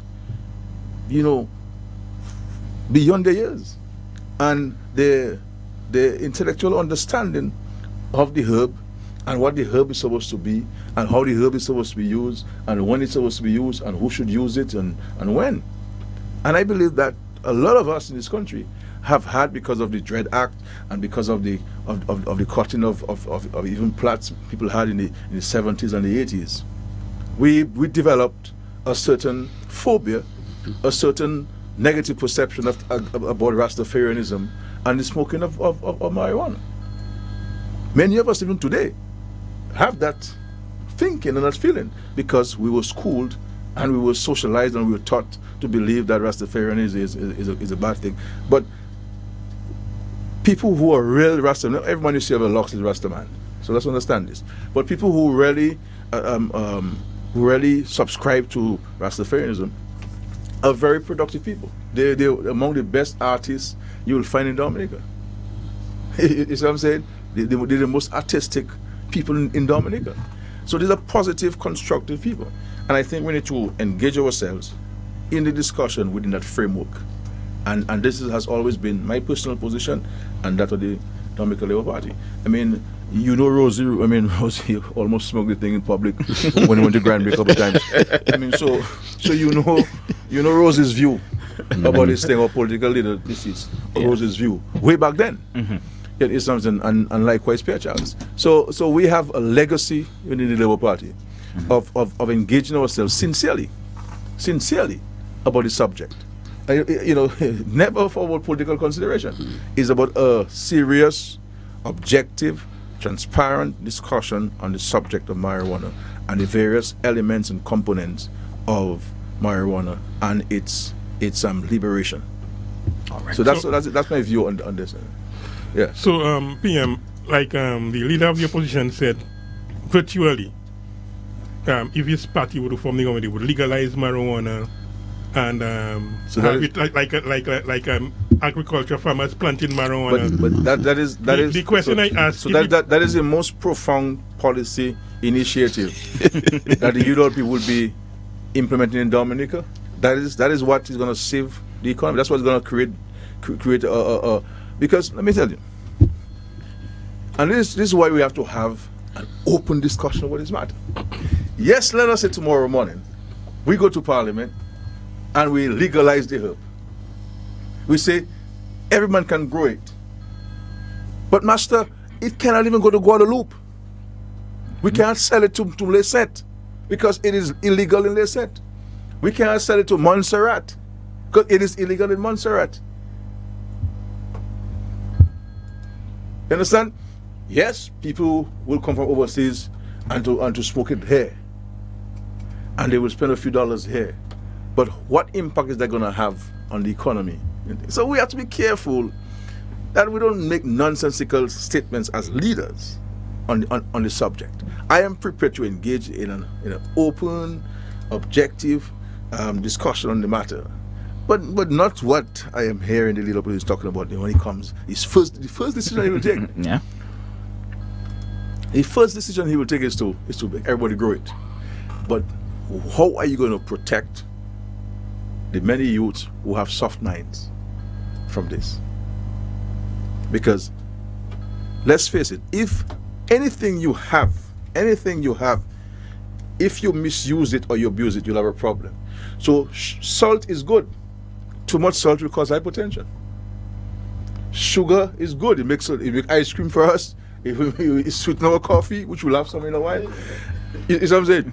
But too much sugar will cause diabetes. So everything in life is good. Tomatoes are good for, let's say, for prostate, but it is bad for people who have gout because it's high in uric acid. So we can talk about these things. You see what I'm saying? We can talk about these things, but we have to have a sensible discussion about it. And we need people to advise us. We can't advise ourselves on this. We need experts in the field on both sides, because ideas must contend on both sides who can come in from a legal standpoint to look at all the legal ramifications, not only the national laws and the ramifications, but our arrangement with the regional security system and our arrangement with the bigger countries that we have a relationship with. How and international conventions, international law, international agreements. How are we going to reconcile those things when we take those decisions? So there are a number of things that we have to consider. So we need people, we need scientists, because there are scientists who believe, based on their own empirical research and scientific research, who believe that marijuana has concrete medicinal benefits. But there are others who say no. And therefore we need to get the best advice on this. And based on advice and the views of the public, we can come up with a rational decision going forward on how we treat the herb. Excellent. PM, very soon we're going to open up the lines, but one more question going in. I believe we now have about $162 million in the bank to go towards the construction of an international airport, whether it's containers or not. Yeah. Let me tell you something. This fella that is here. Anyway, yeah, we have $162 million now on that, so we're happy about that. But before we go to the calls, I really want us to take calls, because it's already 9:21. Let's make a quick announcement. We'll be in Cannabis tomorrow. Yes. Well, I will be in Good Hope from 11 o'clock, and I have an office day in Good Hope tomorrow from 11 o'clock, where I will avail myself to meet residents one-on-one to discuss the views and the issues. And then at 4 p.m., we'll have the launch of the housing program for Cannabis and Saint-Sauveur. And we're talking in these two villages, a total of 122 apartment units will be constructed. And contracts have already been signed, and contractors mobilized for these 122 apartment units. On Thursday, we go to Portsmouth, where 68 apartment units will be launched. Well, first of all, a major housing program, a new city really, will be launched in Picard, Georgetown area, where eventually we will build 226 units, housing units in that area. We'll also build a new police station, a new fire station, a government complex that will house all government offices, including an office for the Prime Minister, who will go down there from time to time to meet the people of Portsmouth and the north of the country. And we'll also build a theater/community center that will serve as a hurricane shelter for the people of Portsmouth. So this is the comprehensive housing program in Portsmouth. Of course, the basketball courts and the associated sport facilities, tennis courts. So eventually we'll have 226 units plus the other structures I mentioned. But for the first phase, we'll be starting 68 units, and the contract for the 68 units has already been signed. So we'll be launching that major project, but specifying the 68 units that have already been signed. And we also will be launching a similar initiative for Cotton Hill in Lagon, where a contract for 68 units has already been signed. So you're talking about 68 plus 68, that's 86, about 136 units between Lagon and Georgetown Picard in Portsmouth for the residents of this community. So really exciting time for many communities in Dominica. And tomorrow it is Castle Bruce, Saint Sauveur, Good Hope, Piditsu for your time, and on Friday will be Portsmouth, the whole of Portsmouth, including Dodan and of course Glanville, and of course Lagon, the whole of the Cottage constituency time on Thursday. And PM, this will be financed by local revenue? This will be financed by the CBI. CBI? Yeah, similar to how we're financing the Bellevue Chopin housing development. Okay. Excellent. Yeah. And contracts have been signed and contractors mobilized for this apartment. So we're not talking about what is going to come. We're talking already what we have. What you have done. Okay. And all of these things were conceptualized after the hurricane. Okay. So we were able to design these things after the hurricane, conceptualize it after the hurricane, design them after the hurricane, sign the contracts after the hurricane, and mobilize after the hurricane, and start after the hurricane. All right. Excellent, Prime Minister. 9:24 in the evening. We are going to open up the lines and welcome all of your phone calls. We are going to encourage you to keep it within a minute. Ask your question, because we want to take as many calls as possible. And we can also inform that you can view this live on the Prime Minister's Facebook page as well as Dr. Max, and you can get your questions in there. You can send your questions through the Facebook page, and we can read the questions out as well. We already have a caller on the overseas line, so we're going to begin with the overseas line, and we go straight to the telephone on the overseas line. Caller, good night. Good night, Daryl. Good night, Clarence. Good night, Prime Minister. Good night. Good night, Minister McIntyre. Good night. Yes, sir. Good night to you. Yes. My question is very short. Prime Minister, and I also want Mr. McIntyre to weigh in also. Prime Minister, I know you are a strong, resolute, determined leader. I know your preoccupation right now is to see every Dominican house get repaired. And we know we have a very long road ahead in getting Dominica rebuilt and reset. And you always say that you're not perturbed by the opposition and their, the evil works. But it must be exasperating, Prime Minister, when Dominica right now I consider to be in a critical but stable condition. We are getting there from Maria. And you have a member of parliament, Mr. Linton, who holds an important, position in Dominica, who goes overseas and continues to knife us in the back, to pour salt in our wounds. Right? How do you wrap your head around that, Prime Minister? And tell me your honest opinion of what this man is doing. Thank you, and have a good night. Thank you, caller. Yeah. Well, I mean, Mr. Linton is doing only what Mr. Linton knows, and he knows what he can. He knows there's nothing else he can do.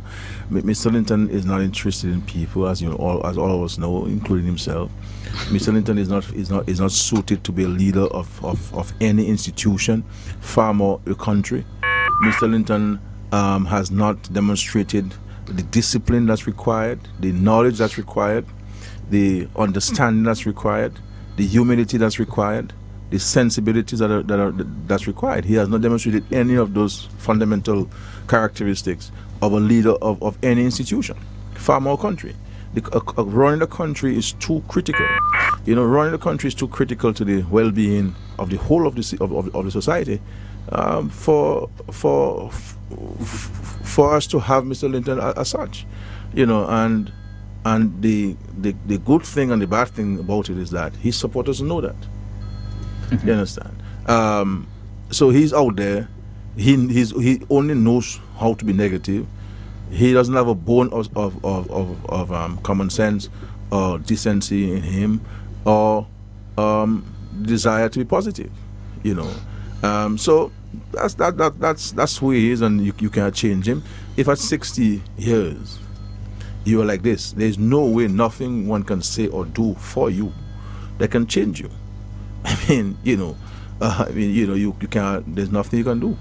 I mean, if you're 6 years old, they would send you to a school for troubled kids, and you'll have qualified people there and so on. Even if you were to send Mr. Linton to a school for troubled people, he will not change. He will not change.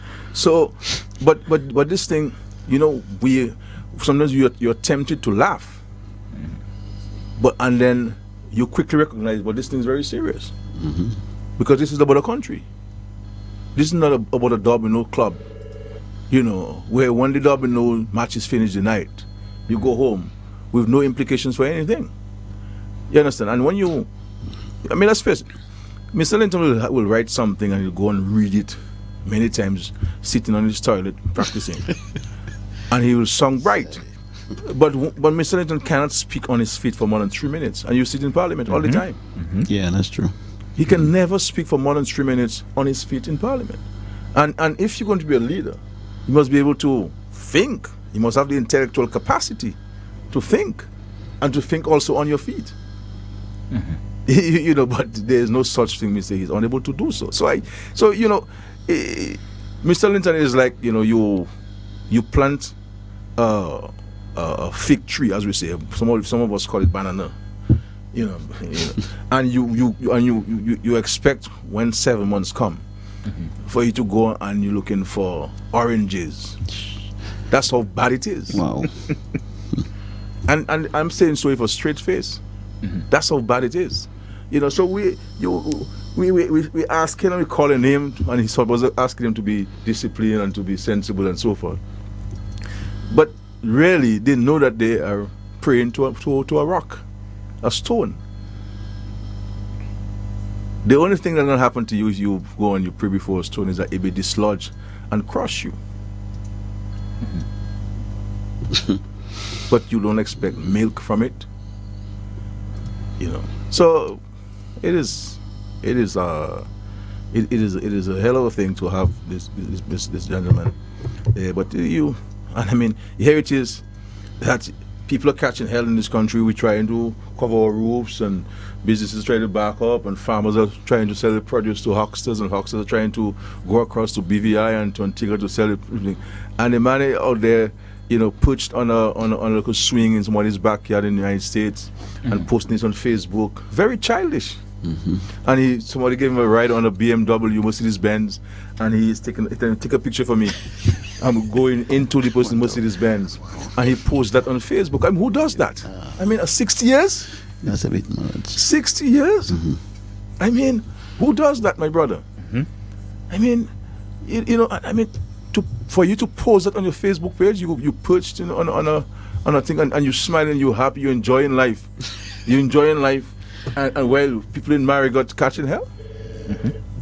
At a time when you should be out there trying to get some building materials for some of the people in Fine Grass and over gutter and dam. That your house covered and you're not making it available for some of your supporters who sleep in it while you're out.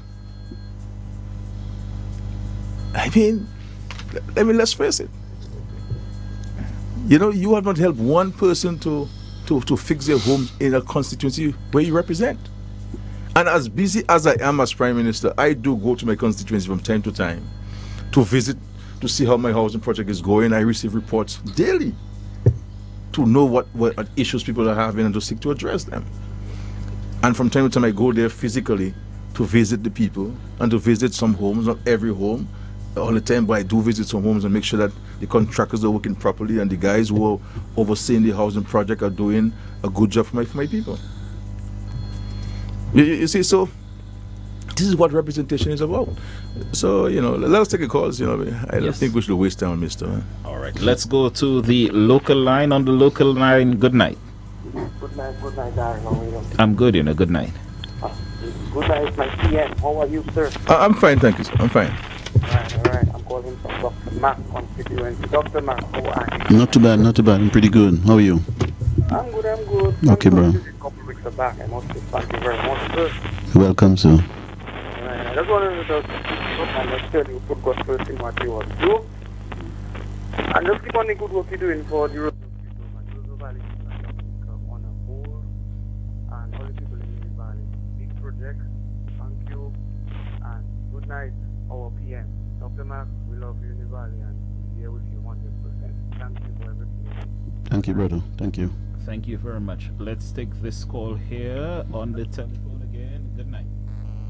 Yes, I would have liked to ask a question concerning the Roseau public cemetery, public toilet, because I think it would be a good thing to see the Roseau public toilet be rearranged once more, because people come into town and sometimes you don't have a proper place to go to, and there's the best place you can go to. So I want the Prime Minister to ask me, answer that question, what is the next step of the Roseau public toilet? All right, that's the one on the bus stop? Yes, I would think so. I think, yes, I agree with you, ma'am. I agree with you. This has been spoken about. There were some issues with it. I believe very soon that this... And the reason why there was a delay, a number of reasons. The river issues there and thing. But also, we're looking at doing that section of the river wall. So there has been a little hold up with the signing of the contract, because that public convenience would have to be redeveloped and reconstructed and maybe even relocated. So I think once we finalize the issue of the extension of the river walls there, then we'll be able to make a definitive position on this. But either way, darling, it will be reconstructed to allow for access to the general public, and I agree with you on that point. Let's go to the Facebook page where Magdalene Moranci is asking for an update of the Emsall Bridge, but I think Dr. Matt provided that earlier, that designs are complete from a local designer. We don't need to call the person then. Oh, okay. All right. There's a question: in an effort to build resilience, are we taking into consideration disasters such as earthquakes and volcanic eruptions as well? Yeah, we are in fact doing that, and this is because we focus heavily on hurricanes because they're more frequent and so forth, and there's a season for it. Right? But in the disaster plan, it speaks to not only about hurricanes and earthquakes, it also speaks to fire and other such disasters and so forth. So we're mindful of that. This is why even in the designs, we're looking at the structural designs of these buildings, homes and public buildings, to take into consideration the fact that we are also in the line of earthquakes. So these things are being done, and I believe what the caller might be hinting too early is that we should also be making public, in terms of the public education, we should also be making reference to these things rather than largely focusing or sometimes solely focusing on hurricanes. So we take that point, but certainly it is part of the preparedness efforts. All right. An update is also being requested on the new hospital. Yeah, the new hospital, from our standpoint, the government Dominica standpoint, all things are in place. As you know, the Chinese, their residences were affected during the hurricane. They have mobilized. They have had technical people here on the island seeking to put things in place. Once those efforts are finalized, we're hoping that the Chinese workers can be back very, very soon. So we're working very closely with the embassy or the People's Republic of China in Dominica. They were great partners. They've been very helpful, and we're working together to get the project started as quickly as possible. So this is where we are. But all systems are in place from our side for the resumption of works on the hospital. All right. I have one question there, PM. If somebody asking about a small business assistance for small business, if you're going to reinstate that program. Yeah, we will not. I suspect the person is speaking to the World Bank funds. Yeah, we will not reinstate the World Bank funded small business assistance. So that will not be reinstated, as the monies have been transferred back to the infrastructure for the East. What we will do is that we will use some of our own resources to facilitate some of the businesses who will need some help from the government to restart their businesses or to augment their operations.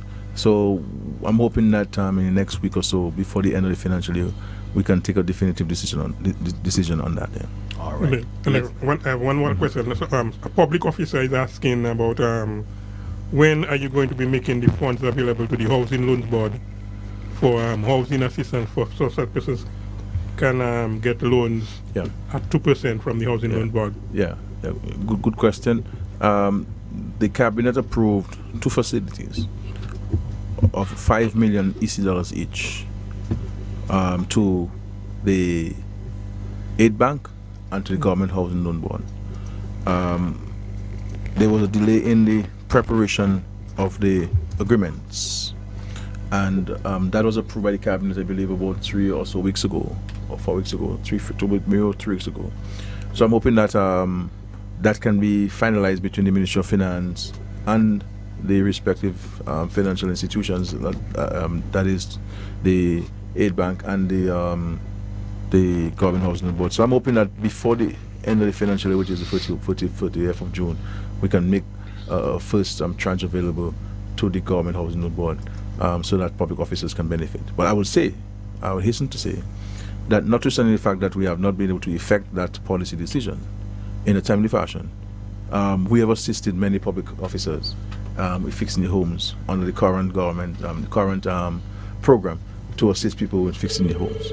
And of course, if any public officer has a dire situation, I would recommend that you get an estimate and invoices and you submit it to the permanent secretary, or if you wish to submit it to the Minister for Housing, you are free to do so. And I give you the assurance that we will certainly try to help you. Let's go back to the local line. On the local line, good night. Good night, sir. Good night. Good night, Mr. Skerrit. Yes, sir. Good night. Good night, sir. Mr. Skerrit, we have a serious situation in the Kings Hill Melvin Patch area. Yeah. Apparently, I don't want to blame anybody for it, but apparently what we noticed, we have get so much blows from Felix Thomas and the gang when they were fixing the road. This is a 400 to 500 feet of road. It's not a mountain, it is very flat. Apparently, so we had a landslide come down there since during Maria. Apparently, we watch all over Kings Hill, all landslide get out. And we keep getting promises, when the machine leaves there, and when the machine have left, go on several different jobs. And up to this day, as I speaking now, for us to carry our material up, we have to stop halfway and carry it up. When we don't need a thing like an excavator, so we need a simple thing like that. Let me ask you a question, bossman. How big is the landslide? Well, it's a big landslide enough. It will take about a day or two. A day or two. So, and we don't need an excavator. We need a simple thing like that. I agree with you. And the minister is taking note of that, and certainly we'll look at this matter. But I mean, if it's a thing that's going to take a day or two, I mean, if with some shovel and some wheelbarrows, my brother, we can mobilize ourselves too, and do what we can. No, listen to that. I have used my pickup, right? And we try to use, but with a machine. Okay. It will take about a day. But I suspect too. Sometimes too, bossman. It is sometimes it might be. I can't speak specific to that case, but it might be some situation where, and in most cases rather, we don't have access to equipment because every piece of equipment in Dominica is occupied otherwise. And so that might be the challenge. But I don't argue with you on the point. I say we've taken note of it, and I give you the assurance. By Thursday, somebody will come and check it out and advise us on what needs to be done on it. All right. Okay. Let's see what's going to be done. We are getting many promises. Let us not go about who gave you a promise. You're talking to me now. So I don't want to know what you said to other people, but you're talking to me now. I give you the assurance on Thursday. By Thursday, God's willing, somebody will come and check it out. Excellent. Let's go to the overseas line. Caller, good night. Good night, Mr. T. Good night. Hey, let me ask the callers. Ask Dr. Mac all the hard questions and ask me all easy questions. Go ahead. Go ahead. Yeah. Good night, PM. Good night, Mr. Mac. Greetings, boss man. Greetings. Good night. Yeah, how's everything, man? Nice listening to you all. And, thank you. I'm looking at it too. Thank you. PM, I really want to compliment you for doing a very good job in my village, Lapland. As you know, I was in Dominica just for a day, and I saw the Taberi, the work going on the Taberi Bridge. I really want to compliment you for doing a good job. Assisting my pal rep.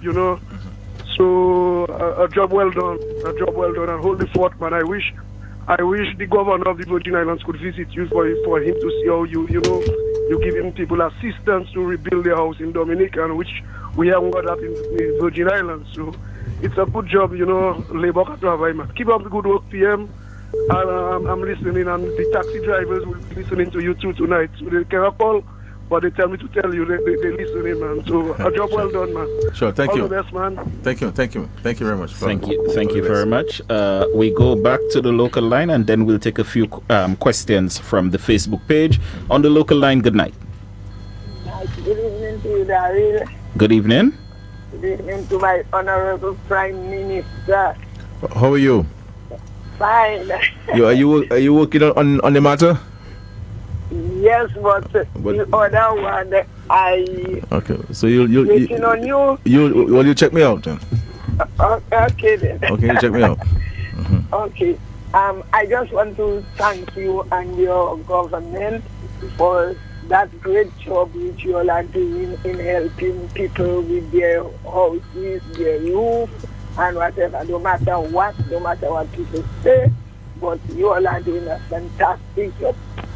So my question is, what plan? Because I listen to you and you speak about housing development in other communities such as Portsmouth, Cannabis, and wherever. Do you and your government have any plan in place when it comes to housing development for the village of Calvishi? Because Calvishi is very vulnerable when it comes to flooding and heavy sea swell.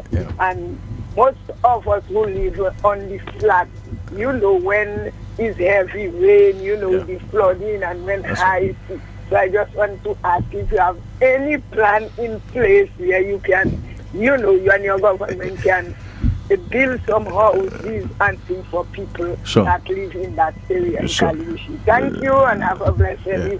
Thank you. I knew you'll always represent the interests of Kalibishi, but it's an important question. As a matter of fact, that's on Monday, the Rep Honorable Paul and I spoke about this again. The challenge in Kalibishi was issue of land, not having access to land to build, because lands went very quickly in Kalibishi, at least the lands that were for housing. And we had some Blue Maho close to the police station there, and forestry advised against building homes back then, and some of our citizens there have gone to squat because really people desperate for land in Kalibishi.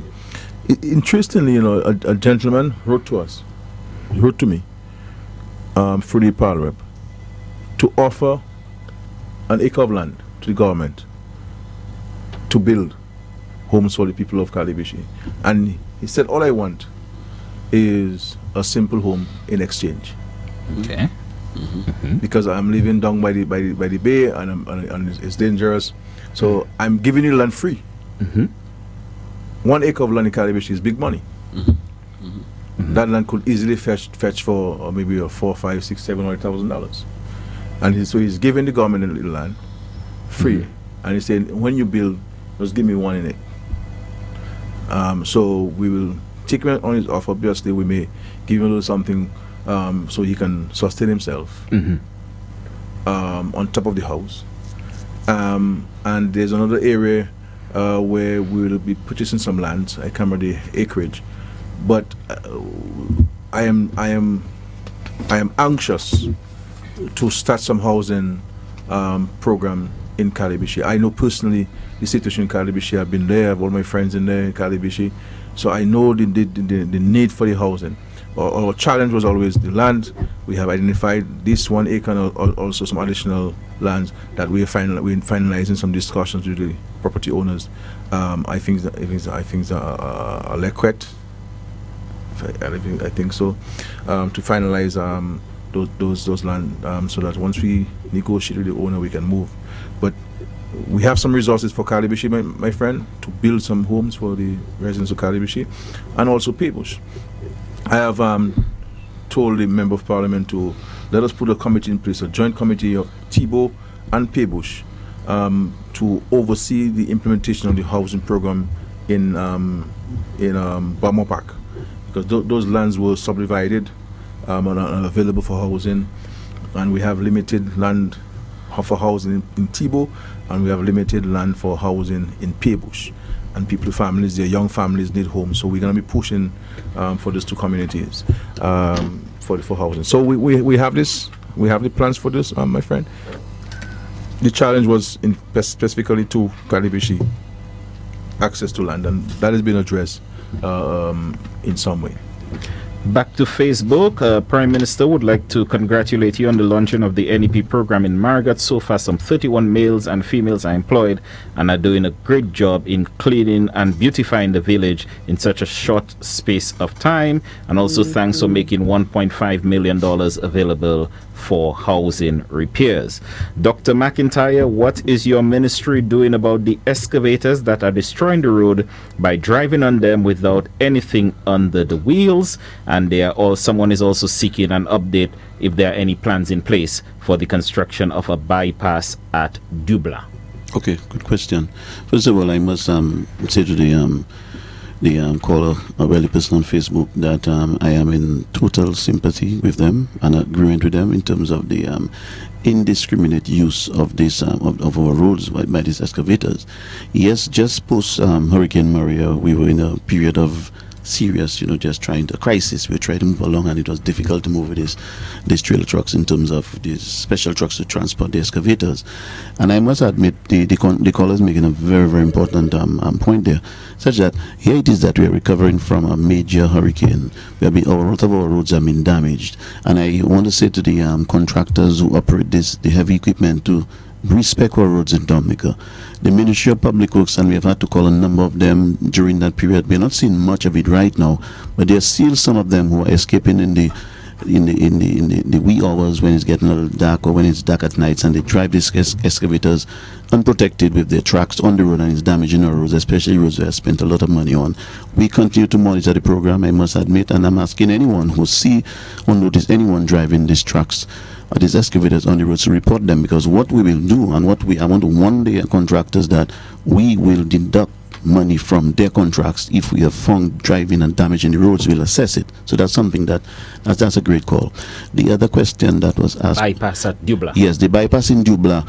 What we are doing there is we had some issues with the bypass there. We are looking at the crossing there. We have found 2 pieces of metal that we can put across for the bypass there, and we are ordering also the Bailey bridges, some new panels that we can build a proper bridge there for them. We have run out of panels for the time being because we have to look at all the other areas, but I'm just saying to be a little patient. We are just about to order the panels, and we are about to move on with the project for making the crossing a little bit easier for them. We have found 2 pieces of these metal strips that we can use there for that. One more question before we go back to the telephones from Facebook. One of the concerns expressed by one of the writers on Facebook there is the galvanized that is still laying around post Maria. Yeah. And now that we're in the hurricane season, are there plans to remove this, as well as white goods around the place? Yes, it's a matter that preoccupies the minds of the government. We have had proposals to remove the galvanized from the various parts of the country. What I don't want our people to speak like is as if this thing is a cheap exercise and can be done so easily. these things cost money. It's like the dredging of the river. You know, just taking material from the river and getting it out is a huge cost to the state. You know, and likewise, the removal of the galvanized is going to be costly. In a situation where you're taking it, you dig a big hole somewhere in Dominica and you cover it and so forth. You have to bring the specialized machines to have it crushed and minimized and so forth, and have it shipped to the country. I believe the Ministry of the Environment has been in consultation and negotiations with a firm that will provide that service, and they're in contact. I know the firm came down, did an assessment, submitted a proposal. Subsequent to that, there were discussions with them, and I'm hoping that very soon we can sign a contract to effect that intervention. But it is something that preoccupies us. It's something that we've given great attention to, and I'm hoping that very soon we can finalize the contract and get this thing going. I agree. It is an eyesore. I agree something needs to be done, but we are living in a time where the government's ability to generate revenue has been seriously compromised. Mm-hmm. Understand? But the demands are great. The demands are many, and the pressures on the government to provide has been more than quadrupled. So sometimes, as the Minister of Finance, you may have $4 million available, but you may have $15 million of requests before you. And I have to make the determination, obviously in consultation, but the final decision is mine to make. Do I spend this money to take out the galvanized? Or do I spend this money to help people fix their homes? You understand? Or do I spend the money on remove the galvanized? Or do I direct the funds to build the Bailey Bridge in Highland Granby? It hasn't started, but a contract has been signed. Or in Port Saint Jean, or in Tabby River. So these are the choices that are before me sometimes.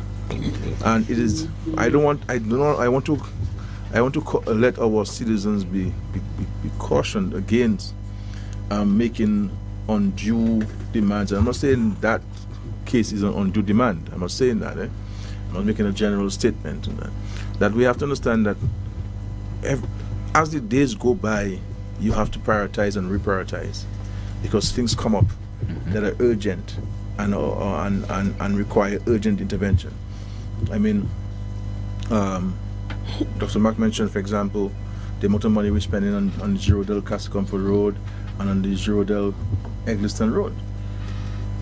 So I'm saying, this is money that we could have used to build many homes for the residents of Girodell and Eggleston and Newtown. But the roads have to be fixed, because the roads were in an extreme, terrible state. And therefore we have to now juggle these things. You understand? So it is. I mean, we are doing things by the grace of God, but also by the profoundness of our prudence as a government, and the responsible manner in which we have been administering the affairs of the country. You know, so I want us to be very cautious about the demands that we put on the government for certain things. We have to be careful with this, because the government is not different to how we run our own families and our own resources and our own expenses and demands of our children. We have to rationalize, and we have to rationalize very carefully. But just to say to you, in a simple response to your question, yes, we will remove the galvanized. Yes, we have a proposal before us that we're considering, and I'm hoping very soon that the Ministry of the Environment can conclude its negotiations and enter into an agreement with that firm to provide the service of removing the galvanized from every corner of the country where they currently are. All right. Let's go back to the overseas line. Good night. Hey, comrade, how you doing tonight? I'm good, man. Mr. McIntyre, good night. Clarence, good night. Good night. PM. Yes, how are you? Thanks for coming back again. PM, can I touch on something so you could clear up the air once and for all for the other side, not for us, for the other side. On the range development, the hotel in Portsmouth, can you tell us what's the percentage? Is it something the government is a 50-50 with the government, or is it 75-25? Can you clear up the air? Because, they're starting to talk about that. Can you clear up the air? Range development. My next question, I'll ask you one more question, and I'll hang up. And my next question would be the sports complex that was being proposed up in Goodwill. Not Goodwill, but by the prison. Is that something that's still on?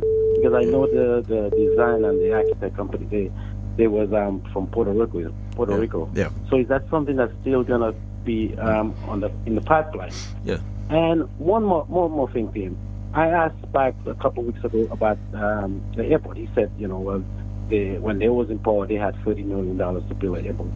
I don't know what kind of airport he was talking about. I don't know if it's the airport where for paper planes to land. When you're in school, you send paper planes up in the air. I don't know if that kind of airport he was talking about. But PM, where these guys was going to get the balance of their money? They have no credit. Nobody know them. Where they was going to get money to build an airport? Do you have any idea? Mm-hmm. I'll hang up and listen to your answer. Thank you. Thanks for taking my call, Darren. Sure. Thank you. Sure.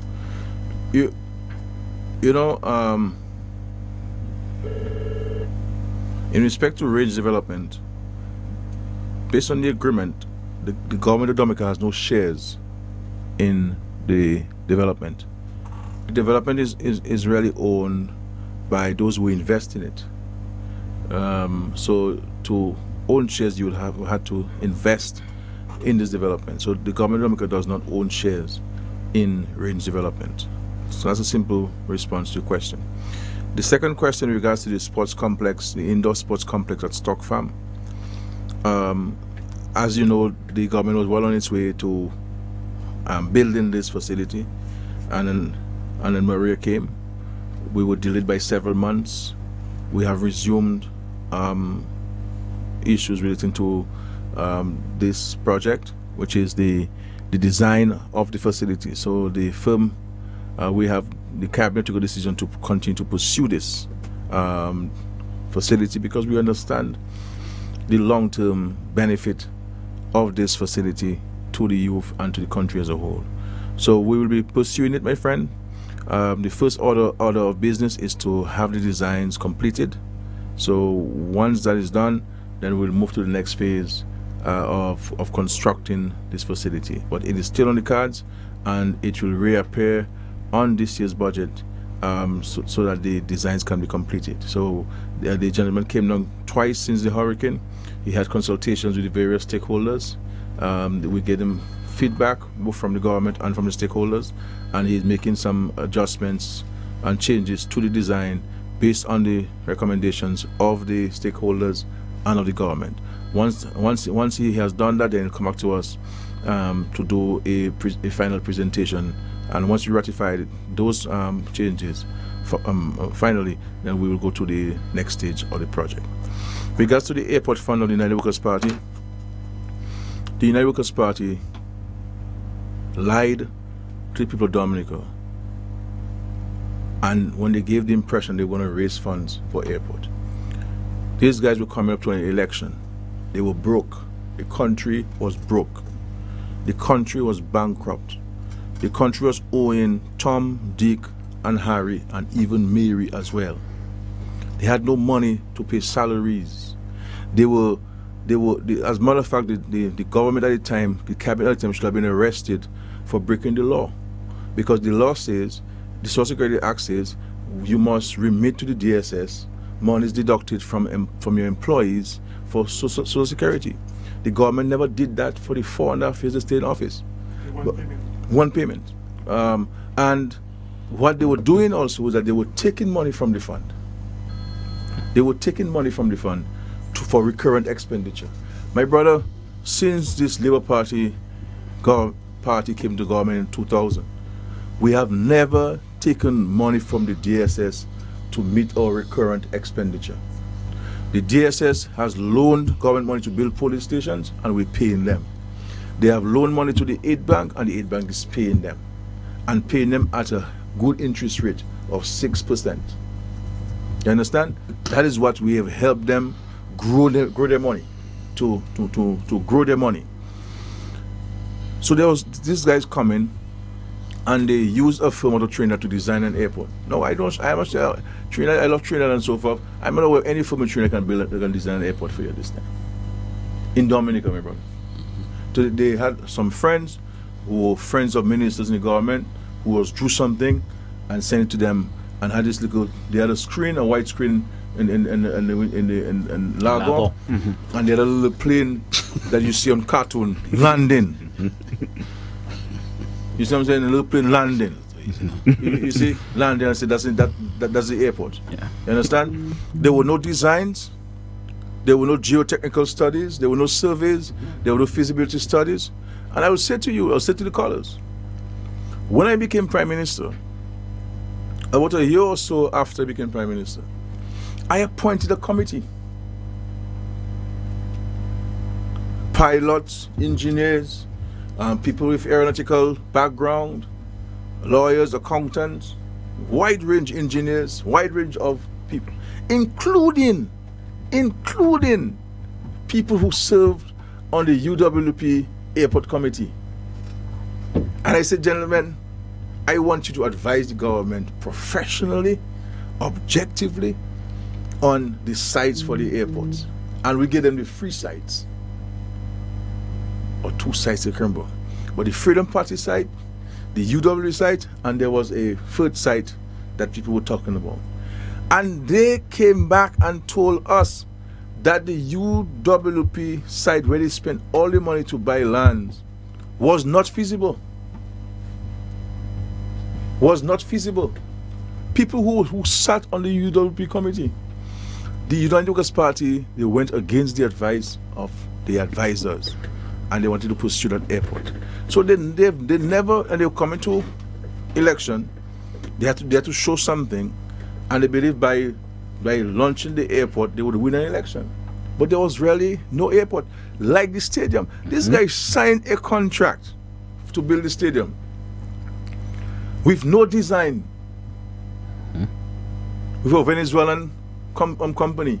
No design for the stadium, and they signed a contract with the gentleman and agreed to give him about 40% advance on that contractual sum. And they said, oh, we agreed, as they go along, they will draw. So they will draw the foundation, build it. Seriously, I mean, this thing sounds laughable because, but this is serious business. It's a fact. That they would, as the man said, the Venezuelan guy said, as they go along, they will draw in this. I said, well, how can you go along and draw something? How can you draw something as you go along? But this is not a bus stop. It's a stadium. And when we built this stadium, when the government of China helped us build the stadium, we had to remove all of the foundation works from the stadium because it was too small. Because the UWP Stadium would not have met international standards to host a cricket match and to host a football game, because it would have been too small. Because, I mean, my brother, Venezuelans don't play cricket. So how you Venezuelan design a cricket stadium for you? And even when the Chinese were designing the stadium for us, I sent 2 engineers to St. Lucia to study the St. Lucia Stadium. They spent 3 weeks in St. Lucia studying this thing, studying the drawings, studying the stadium itself, walking inside the stadium, outside the stadium, above it, inside it. And I also sent them to China for 2 months to sit with the engineers in China and tell them, we came to bring a message from the Prime Minister, that's what they want the stadium to look like. And what we did was that some of the errors we pointed out, which we saw in St. Lucia, we fixed it in our stadium. To the point where the architect who designed St. Lucia came down and said, boy, you really fixed some of the errors I saw myself after, because I really wanted the guy who designed the stadium in St. Lucia to design ours. But we couldn't, just it was a bit too late and so forth, so we didn't get that. But so there was no money, my brother, for any airport. UWP lied, and they were misleading the people of Dominica, and we all knew that. That's why we kicked them out of office. But PM, just today, I was on my computer looking at some past director of audit reports, and I was looking at the debt profile thing. The company that did the schematic, not design, but the schematic design, is planning, Stantec and Planning. They gave Stantec and Planning bonds with 4.7 million. So they paid Stantec and Planning 4.7 million for the schematic drawings and what they call a design. And they did not pay Stantec. It's only in 2011 that bond was redeemed by this government. That's right. $4.7 million. And anybody can look at, or go on the website and look at the former directors of it, look at the debt profile where all the debts are listed. You will see up to 2010, Stantec and Planning was being owed $4.7 million. So they had no money for airport.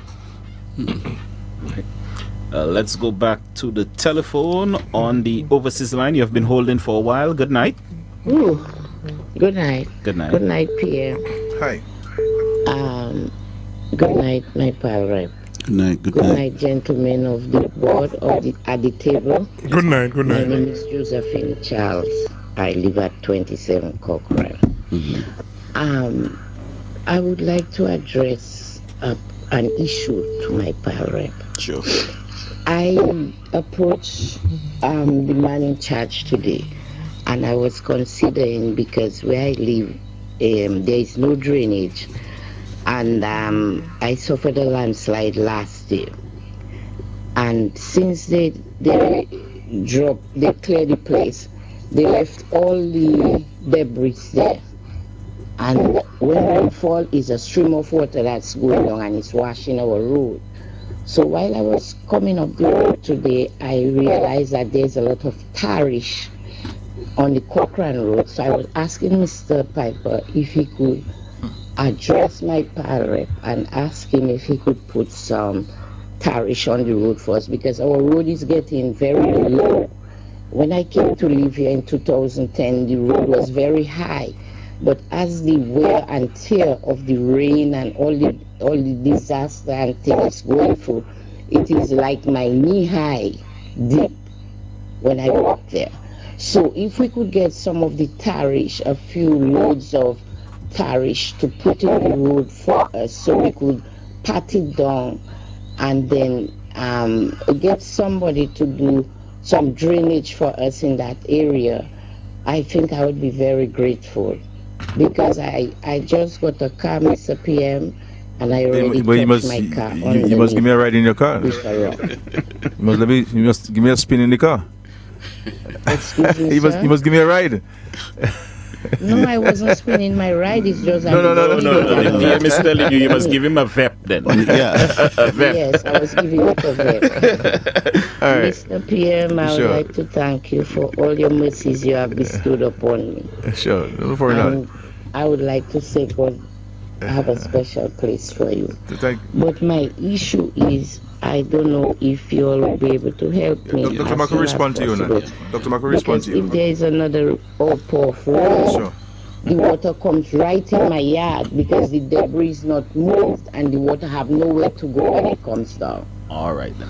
So I'm addressing, I don't like to talk that on radio, but I have no choice. That's fine, my dear. That's fine. All right. What I'm going to do, it's Charles here. I'm going to send someone. Yes. Yes. Go ahead. Tomorrow I'm going to send someone to you, Josephine, first to work on getting some tarish on that road there. I understand what happened to you. I'm quite familiar with your area there and the steepness and the erosion that's taking place there in terms of water washing your road. So tomorrow I'm going to arrange for us to start putting some tarish on your road up there and to create a better ease of access for the little car. What the PM was trying to tell you, you must come and give him a little goûter and a VEP on the car. That's what they're trying to tell you. But I'll address you tomorrow for sure, my dear. Definite. All right. Let us go back to the local line. On the local line, good night. Very pleasant good evening to you. Good evening. Trying to find out what is the position with security as it relates to the misbehaving aspect of our civilians, of Dominicans after the what is it we have in place to curb future predicaments, and also to focus on the long term? The traffic to Roseau is getting really ugly, particularly in the mornings, and sometimes that you have that experience when you're getting out of town too. As a form of looking to the future, how can we address traffic from Mahu upwards to Roseau? I do not know whether you all have looked at that aspect. You have emergency situations like driving through Mahu and those areas. How do we intend to address these issues in the future? Thank you. Thank you, Col. PM? Yeah, well, in respect to Mahu and massacres, it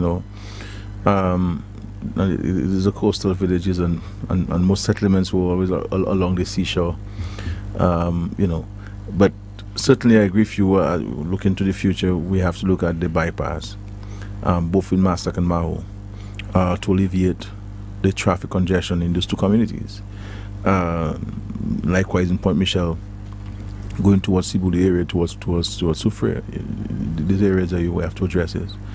And I think we have to take the opportunity now, because of the damage caused by Erica, even in places like Lupe and some parts of Newtown and Citroën, to really move to acquire these properties, to prepare ourselves. Clearly, we do not have the resources now to do these things, but I think we should lay the foundation now to do it in the future, because the country is developing. More people have cars now than 5 years ago, or 10 years ago. And with the hotels being constructed, we expect to have more visitors in the country. So these things that we need to address in the long term. All right. The congestion going to the city, is compounded by the fact that the East Global Bridge is inaccessible. Then you have now created a two-way access rather into the West Bridge. You have that now, and it poses a challenge.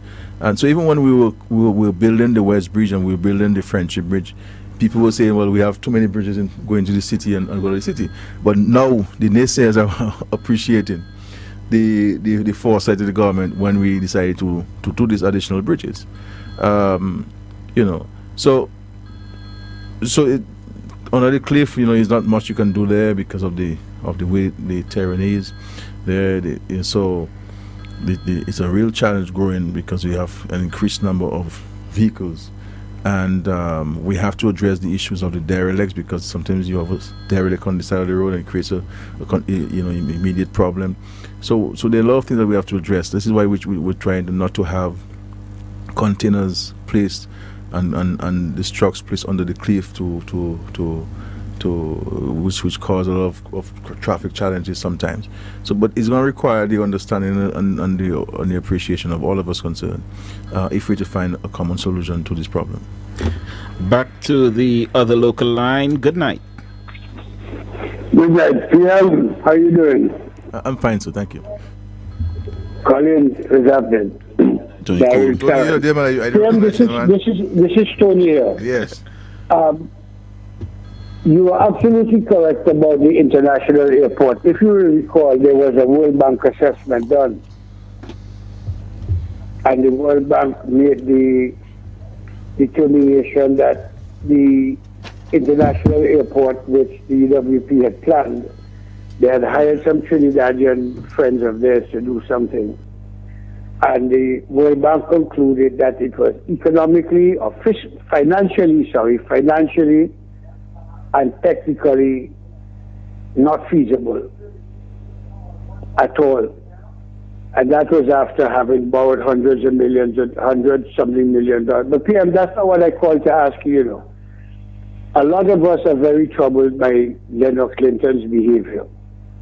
And Lennox Linton is using the diplomatic passport which he has as a leader of the opposition in a manner that some of us think is obscene, that he uses it to travel, and having used it, a rising destination to do nothing more than to sabotage the incredible work that you're trying to do for the country and to subvert the recovery process. It's evil, it's destructive, and many of our friends and our supporters and our people are wondering, well, are there going to be consequences?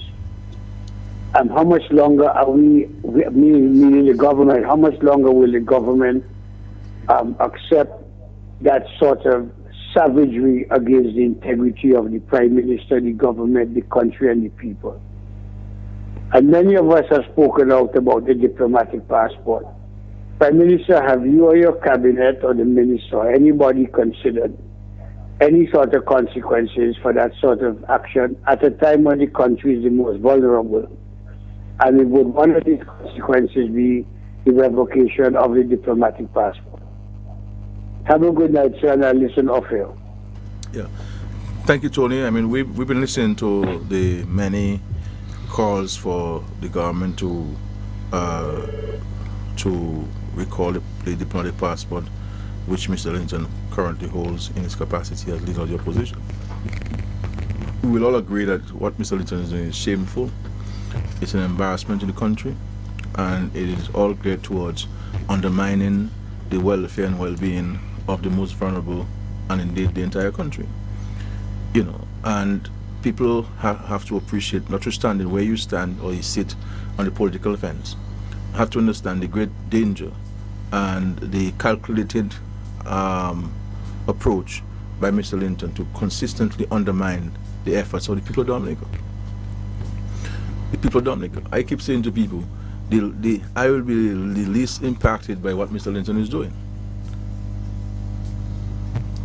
You understand? The whole of the country will be being impacted by what he is doing, and he is just calculated in him, and there's nothing you can do to change him. So we're taking note of the many calls by a wide cross section of the society to have the passport, the privilege of the diplomatic passport to Mr. Linton revoked, and it's something that we have not made any decision on, but it's something that we are listening to. You know, so at the appropriate time we will speak more on this matter. I believe I missed one of the questions the caller asked about the security and the looting that took place at the hurricane, and whether we put the systems in place to ensure that these things don't happen again. You know, the simple answer to this question is yes. We have taken note of that. But, you know, we have to be very careful as a country, and we've been saying so as a government consistently, that we allow things to happen and we justify things happening. And when something wrong is happening, we have to condemn it. And what happened on February 7th is something which the entire country should have come out and condemned and hold those responsible for this fully accountable. But you had many institutions, or some institutions rather, who were negotiating words because of the political support to the opposition, who the opposition was responsible for the February 7th. So when people see these things happening, people will feel it's okay to loot. It's okay to break somebody's business. It's okay to riot, be a riotous mob, because there is a section of the society who will condone it because it is being done against the government and because they do not support the government. So we have to be consistent as a citizen, as a people. The citizenry as a people, when these things happen, people must not feel that there is any indication from any of us in society, irrespective of who you are, that it is okay to misbehave. And when leadership in this country, people who are in leadership positions like the leader of the opposition would tell people to stone the police. I mean, and you don't hear people coming in a chorus to condemn that. When it happens, why are we surprised it happened? You understand? Why are we surprised it happens? So rest assured that we will taking corrective measures on this matter. We are looking at as the minister would have indicated publicly, we're looking at the restructuring of the police. We're looking at additional training, not only for new recruits but existing officers. We will be bringing in, I can say publicly, we'll be bringing in a national security advisor who will advise the minister and the prime minister on implementing a number of critical measures to enhance the security of the state. And we'll be getting support from some governments who have offered help in implementing some of the recommendations. We will be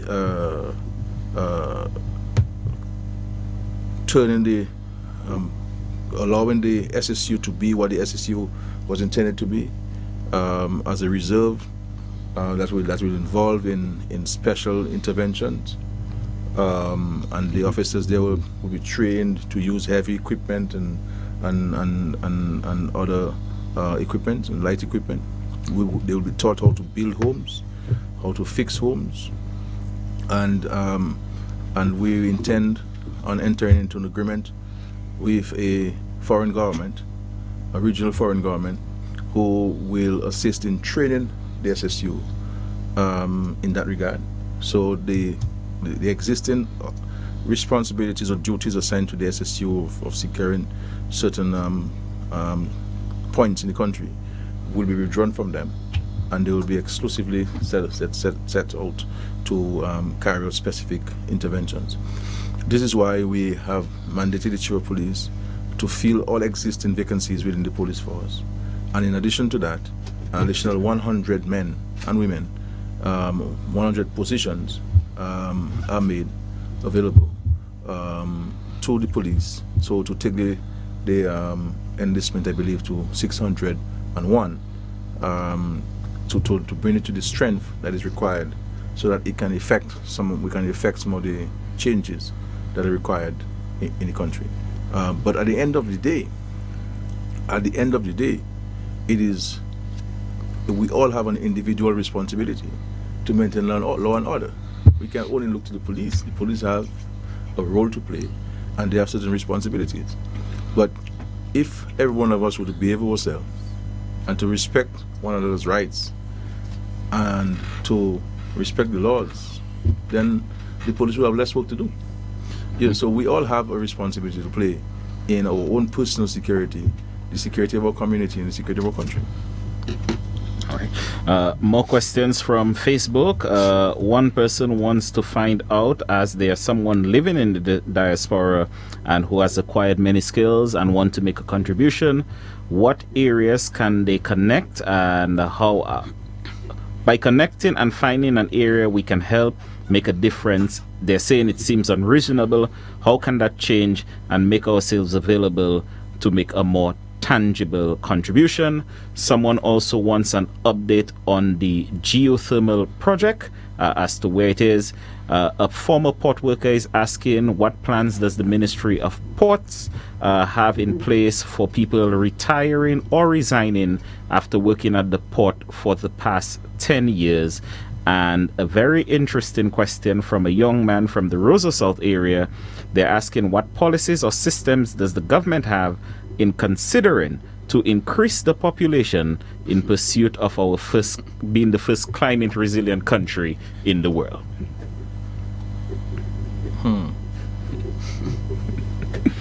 Well, in respect to geothermal, we're making progress. We have finalized our negotiations with the World Bank on the additional financing required for the geothermal. We have been acquiring large tracts of land in the Roseau Valley to facilitate the project. We have been in very deep negotiations and discussions with Dominica on the power purchase agreement and other associated matters. We have set up the company, the geothermal company Dominica. We have provided the company with equity and with financial resources to carry out its duties and its mandate. There's a functioning board, there's staff. So things are on its way. and I'm hoping that towards the end of this year we can really crank up things and see a process in place where in 2019 we can certainly generate energy from our geothermal resources. So this is a very punctuated, précis response to your question. In respect to Dominicans living overseas and how they can make a contribution, I mean, let us. This is your country. You don't have to be invited to come back. You come back and to make a contribution. There are lots of areas where we believe that Dominicans can make a contribution. You have a skill, you know your strengths and your talents, and when you come down, you fit yourself in.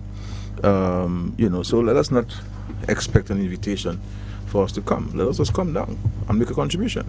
Now I understand for many of you, you may not have the luxury of being out of where you are for a long time. But if you have 4 months leave from your company, or 1 month or 2 months, you come down, and if you're a medical doctor, you spend a month in the Portsmouth Hospital or in the Casper's Health District assisting, or in the Accident and Emergency Department. If you're a plant pathologist, come down and study some of the challenges we're having with our plants and what recommendations you have to address it. If you're a plant propagator, you have the science in propagating plants, and especially citrus, and come and assist us with that. We need people to be trained in this regard and provide with advanced knowledge on propagation. Areas of special education, and speech therapy, and so we need contractors here, we need builders, we need people who can build, we need engineers, structural engineers, we need surveyors. Come, and let's do it. This Emsall Bridge was actually designed by a Dominican living in America.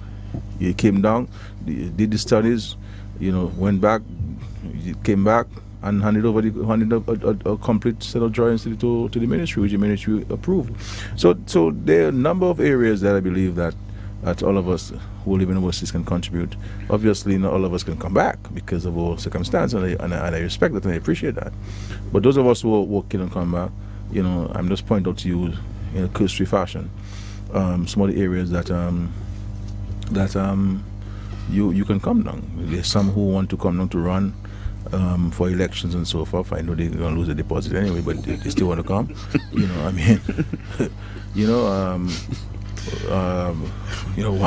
One guy came down to say he's going to run for a party and so on. And when the guy came down and he see what's happening in Dominica, he said, "Boy, I finished that boy. I voted for Skerrit this guy." So then the number of areas that I believe that one can contribute to the well-being of the country. Right. What about the population? The population. Increasing the population. I mean, my brother. Let's make children, my brother. Let's make children. That's how you go increase the population. You can't talk about it. Let's make children. But seriously, though, it is a serious matter. The fact is, the more progressive, the more opulent you get, the more progress there is in society.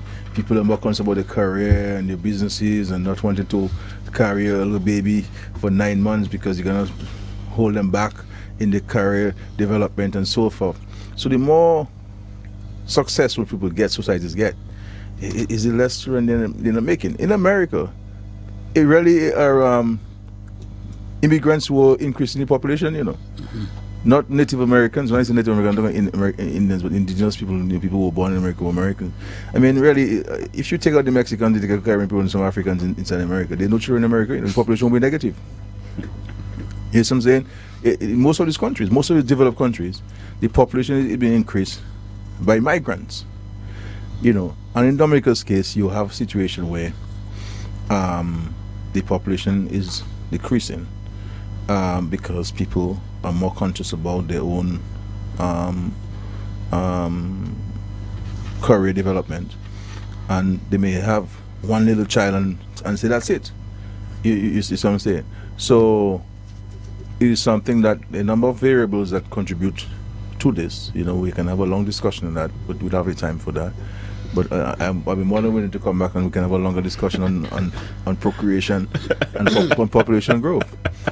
And the question is also, is, should there not be certain considerations from a policy standpoint that the government can consider to encourage procreation? So you have a situation where most of the children that have been born and the larger families are people who are less off. You see, and those in the middle class and upper middle class, they have one or two. Back in the days when the country is thing, you had families having lots of children, 15, 16, 17. You understand? But nobody really has, no family really has a 15, 16 children these days, or 10, or even 5, or even 3. People now 1, they may try 2, but most people have 1. And I always maintain that if you're a married couple and so forth, you shouldn't have less than 5 children, except if you are as busy as the Prime Minister. Yes, There was a question asked about the retirement of port workers. Yes, As a matter of fact, very soon from now, we'll meet with the port workers at all different levels, in particular the fellows on the ground, where their concerns in terms of their retirement, So very soon, I want to say to the caller that we'll be coming to you to discuss the welfare and the future of the port workers there. Yeah. We have a caller who has been holding on the overseas line. Caller, good night. Good night. Good night. I would like to say good night to Honorable Skerrit and Honorable McIntyre. Good night, sir. Yeah, I have a question though. I live in the US. I live in the US. I'd like to find out if there's any way I can purchase a piece of land or something like that. That's your question, caller? Yes. Okay, thank you very much. Is in Dominica, he said, or overseas? He lives in the US and he's trying to find out. Yeah, in your case, it would be better if you check with local real estate agents. If you check with local real estate agents, their websites, they may be able to facilitate you on the lands that are available across the country from private developers. So that may be your best bet is to pursue real estate people who can facilitate your acquisition of land in Dominica. All right. On the local line, good night. Yeah, good evening, Darren. Good evening, sir. Good evening, Mr. PM. Yes, sir. Good evening, Honorable McIntyre. Good evening, sir. Christian. Good night. Good evening. Yeah. Mr. Prime Minister, I'd like to ask you, when are you going to cut the road from Koto to Pai? I need that road. You alone that need the road. You alone that need it. Yes. Mr. PM, I need to see you urgently for the longest time. I'm trying to see you and I can't see your secretary. I see you all the time, Secretary told me pass tomorrow, but I'm not sure. Tomorrow, I won't be in tomorrow, unfortunately. So when can I pass? Try to get hold of me after the program, eh? Okay then. Okay, and then we'll arrange a time. All right. Okay. All right, sir. All right. Let's go back to the overseas line. Good night. Yeah, good night. Prime Minister, I have another question. Sure. I read something in the newspaper about the General Secretary of the Public Service Union having a grievance in reference to the accommodation for the firemen and fire service. And he always seems to have this hostile posture. And I know the importance of a union and the government. It's supposed to foster good working relations and have good communication. Has he reached out to the government? Has he spoken to you on that matter? Because he's already threatening some sort of action, which is, very frequent from him. So have you all? You have to understand. Problem. Yeah, no, he hasn't spoken to me personally on the matter, so I'm not sure whether he has spoken to other officers within the public service. But you have to appreciate also Mr. Layton's position. Mr. Layton is at the mercy of the membership of the union members. And from time to time he has to give bravado and to and to make it look like he's a fighter out there, and he this and this and so on, because he has to survive. This is survival for Mr. Later. If he appears to be soft, which he really is, he will lose out. They will go and vote him out because he has the membership pay, and sometimes, but that is fine. But you also have a responsibility to provide leadership and guidance to your membership, and you have to take things into context. You understand? This is a country, and people have to be careful that we don't think that everything is back to normal because we're seeing the greenery. This hurricane, my brothers and sisters, devastated the country because we are no longer seeing as many blue tarpaulins as we were seeing a month and 2 and 3 months ago. You understand? And because the government has helped thousands of families across the country to put a roof over their homes, over their heads, we must not believe that it's okay. We're no longer wet and everything is okay. We all have to work together. And it is not that for example, the government signed a contract to fix the fire service, the headquarters and so forth. But you had contractor problem. Contractors are fully engaged on many different projects. And you have that challenge. So it's not a situation where the government is appearing to be indifferent to the situation. Action has been taken. But many contractors have challenges, self-imposed or otherwise. Sometimes they do not have enough workmen at the disposal and to be able to manage the 3 or 4 or 5 or 10 or 15 contracts which they currently have. So we have a capacity constraint in Dominica. This is why the government has engaged foreign, not foreign because you can't call a St. Lucian foreign or Jamaican or Trinidad foreign, but our brothers and sisters within the Caribbean community on a commercial basis to assist us with our housing program. You understand? If we were to send our brothers and sisters from St. Lucia back, our brothers and sisters from St. Vincent or Trinidad or Jamaica or Barbados back, we've been serious problems. And this is why we are contracting the services of our Cuban brothers and sisters. We have finalized the transportation arrangement with the Venezuelan government, so they'll be transporting the Cubans. First 85 will come in, I believe, on the weekend. You understand? And those most of them will be deployed to the state college to cover the state college and other public buildings and so forth, and then we'll help private citizens with their homes. So you have a challenge. So we have to work together. Otherwise, we can have a problem in terms of how the rest of the world will look at us and how would they be prepared to assist us, to continue to assist us before we're building, if we appear to be indifferent to the situation confronting the country. Now, mark you, in anywhere in the world, in normal circumstances, as has happened in other countries within the Caribbean, where hurricane has struck, many public officers have lost their jobs. Their public servants have been sent home in all of the countries affected by the hurricanes because government revenue has dramatically been affected. They cannot maintain their wage bill, and even in this country, some of them where Dominicans are resident and or non belongers, as they call them in those countries, they've asked people to leave. If you're not working, if you don't have a job, go back to from whence you came. And it's not that they do not love their fellow men or fellow women, because it is a situation. So we have to appreciate the situation within which we operate in, and it's going to require the understanding.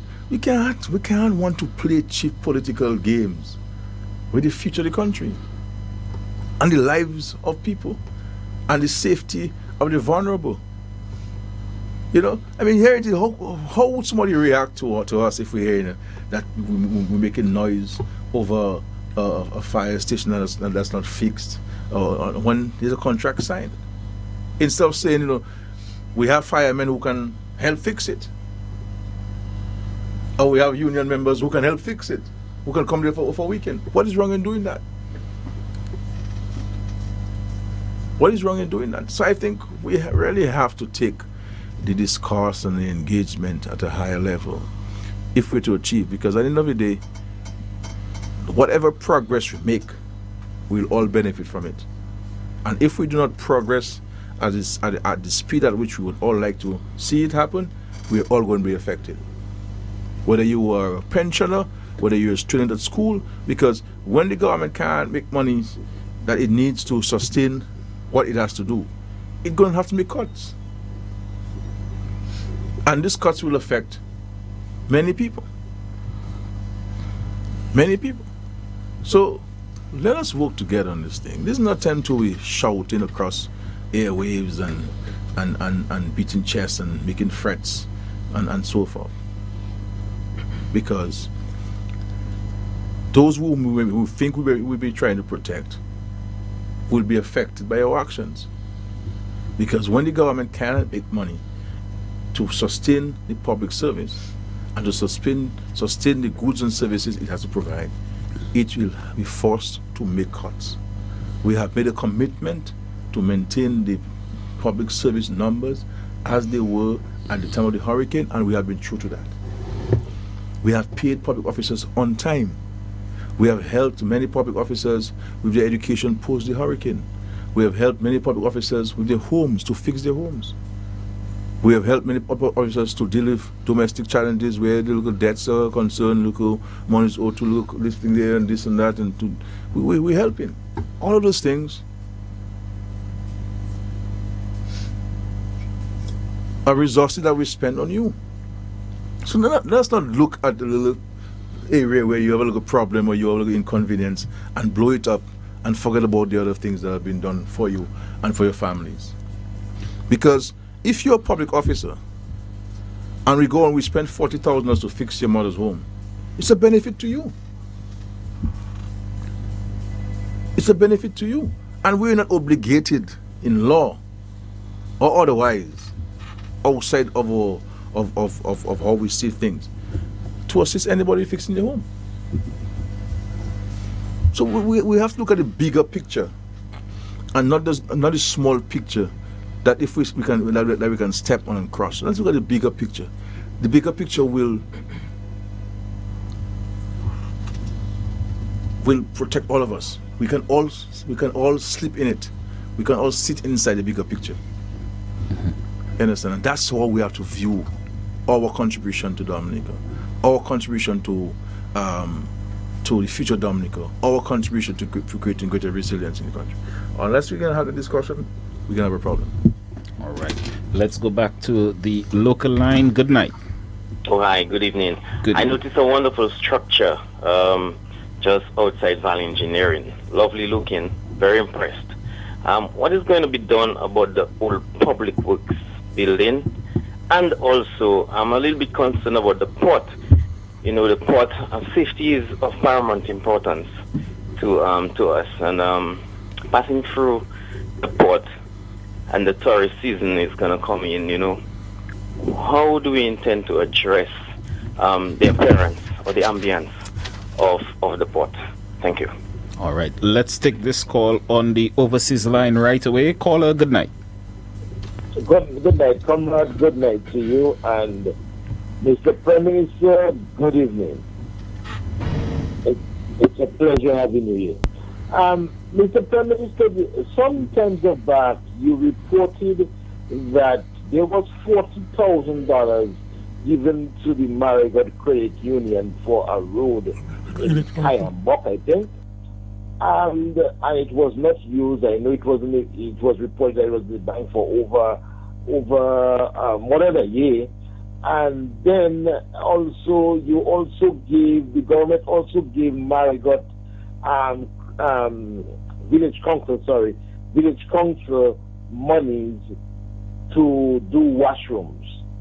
And I am told that they haven't done anything, and that was pre-Maria.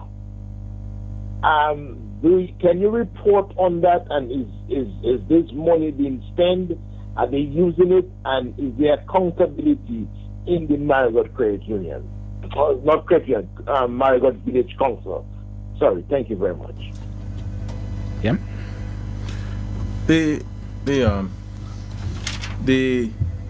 Yes, we gave some. I mean, it was $40,000. The opposition was criticizing some road there in Kayambark, and they were, and so we made some monies available to the village council to assist in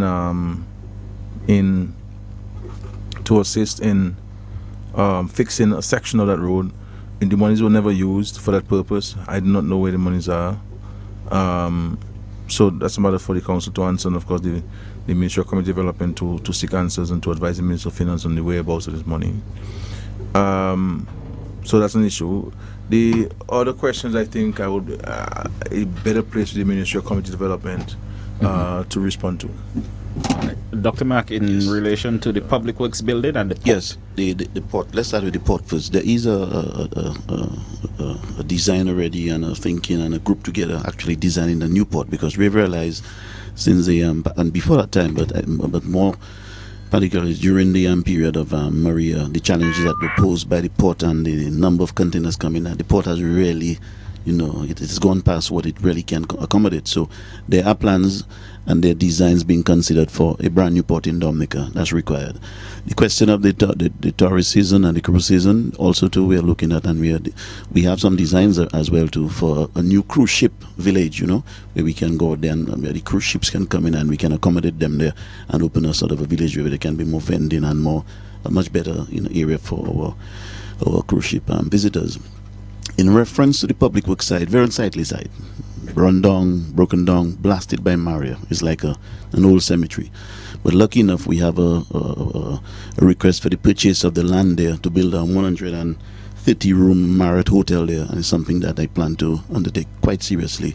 And of course, I've actually discussed that with the public works. Not to say that that's the main factor, but how we can streamline the public works and put it into a better location and have a better use for this valuable piece of land located right in the prime area of Dominica. So there are plans on the way for the cruise ship village, a new port, and of course we're looking at a Marriott in that area as well too.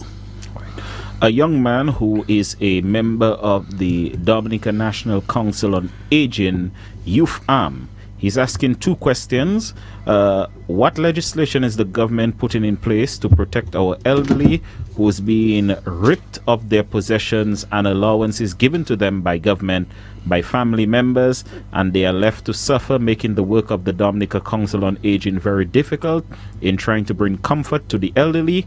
And the second question is that the elderly are being ripped of their property and placed out of their homes by their children, making false wills, and they do mortgages on the elderly, on the properties belonging to the elderly, and do not repay the bank, and our senior citizens sometimes become grief-stricken or even homeless at times. What can government do to protect our elderly citizens in that regard? Well, I mean, it isn't everything that the government can legislate. I mean, it's going to be difficult to legislate the obligation of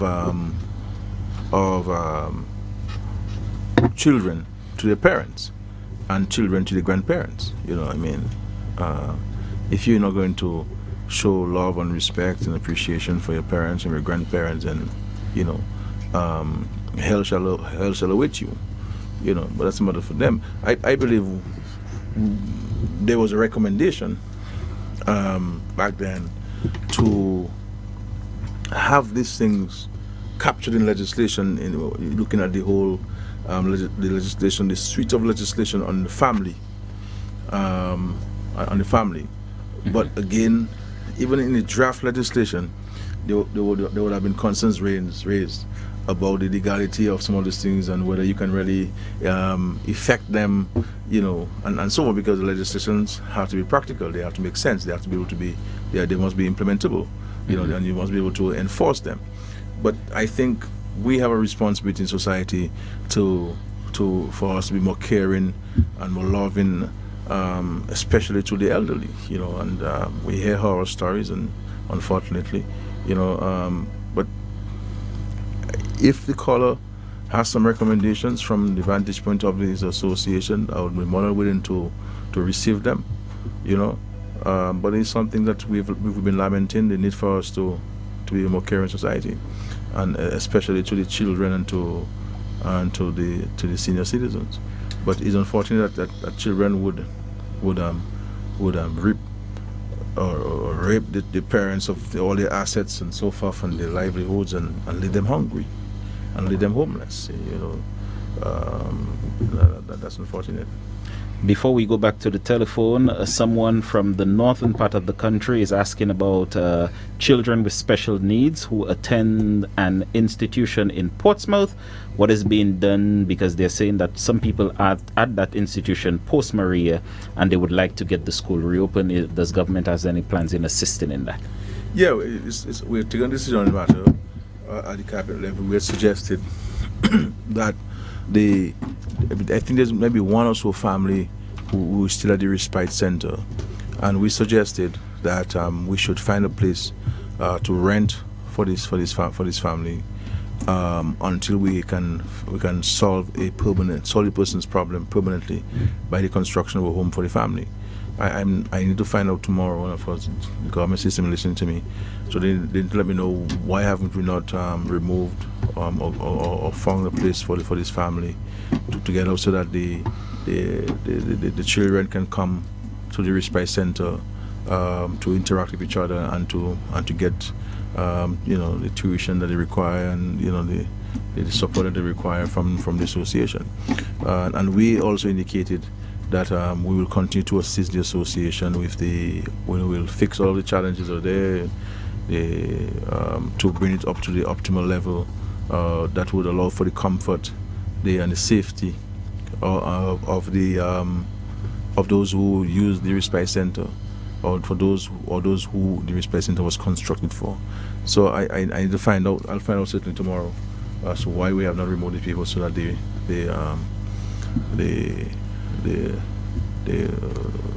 children with the challenges could have access to the place, and it's a bit too long to keep them out, and especially in a post-Maria situation, these people should really be at this time more together and more activities and to get out and to be laughing and playing. All right. When I ask this question, I'm sure you'll know who it's coming from.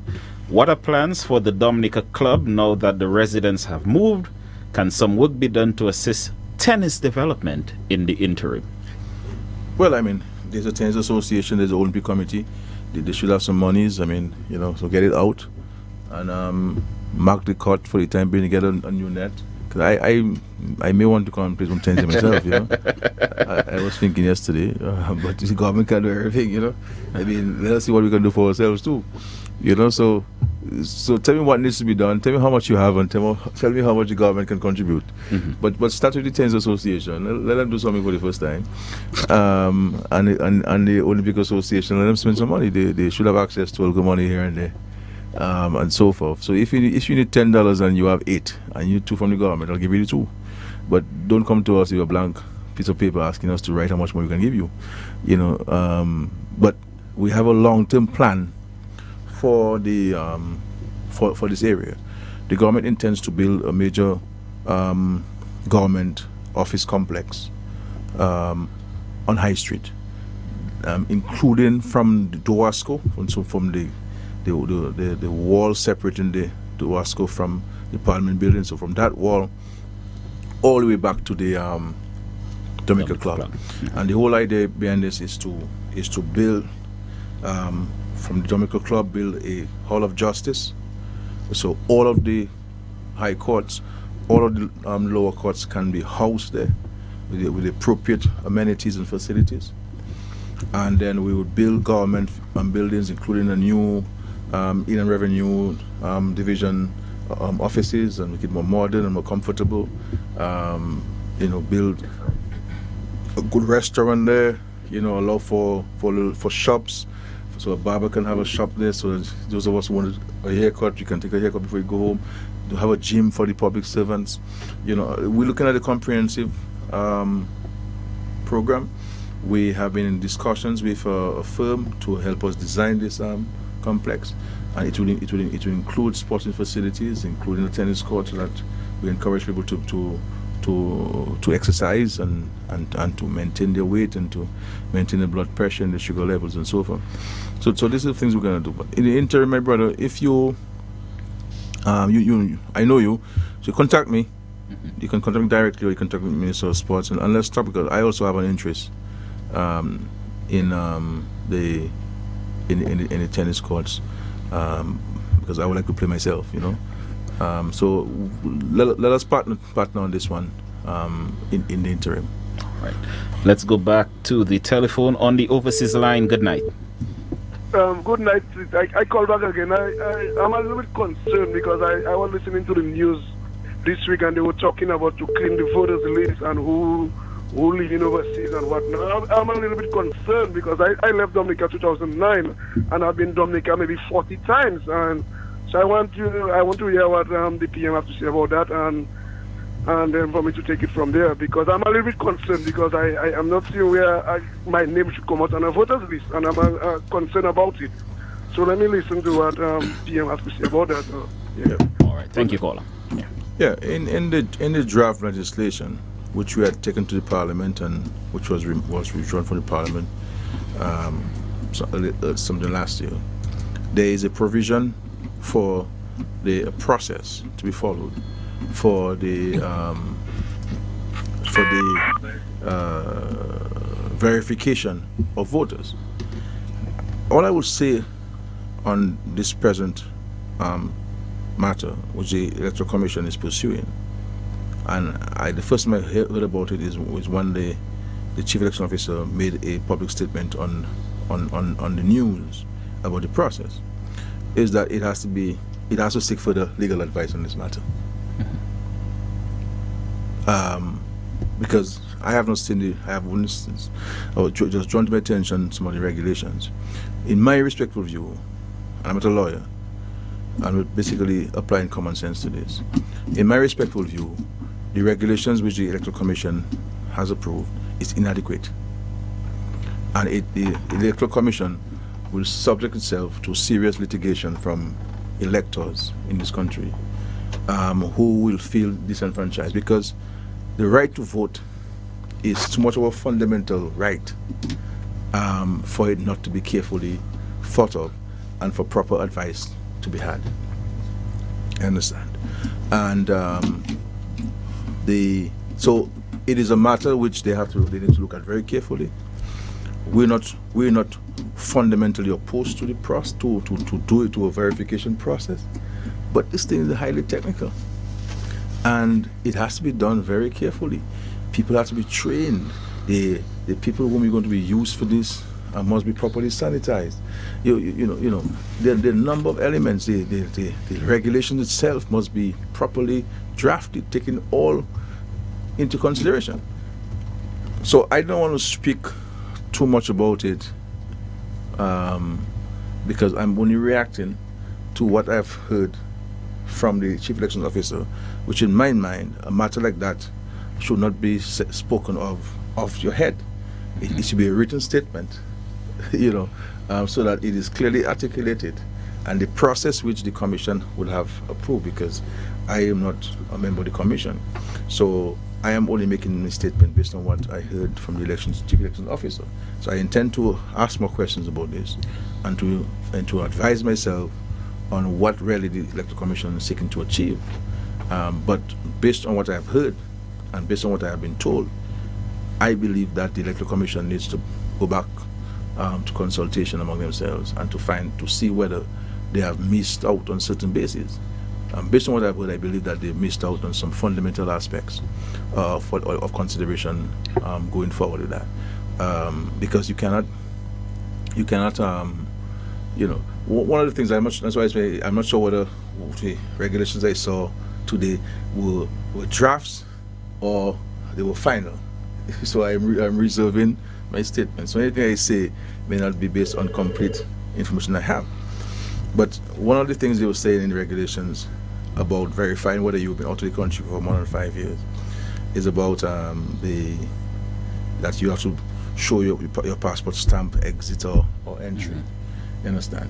But we use driver's license to travel. Yes. You know, among the OEs, yes. You see what I'm saying? So things like that. You see what I'm saying? A student who is studying. When you go to the student's home, or you tell us to go to the village council to fill a form, and that student just left Dominica to go and study, how are you going to get that student to come to fill a form and to say, look, yes, this is me? And the law does not prevent that student from being on the voters list indefinitely, because the students, while the student is studying, but the student's permanent address is in Dominica. The student is out of Dominica by virtue of the fact that he is out. Somebody who is working in a mission, how do you get the person to come back to Dominica? Is the person going to come to Dominica on a village where they vote and the police station where they vote to avail themselves to the process? So there are a lot of technical issues that one has to look at. It's not only the regulations, but the operationalization of the regulations. How do you affect it? How do you make it work? How do you make it act? How do you make it react? And I think these are some of the things that need to be looked at very, very carefully. Otherwise, you will have a difficulty, and you may very well disenfranchise people and rob them of their fundamental rights based on the Constitution. It's already 11:03 p.m. 5 more minutes. Let's just take a few. One more question online. One more phone call overseas line, one more phone call local line, and we have to wrap. I know the PM has a very long day tomorrow, and he looks like he's just woken up while some other people seem to be nodding off.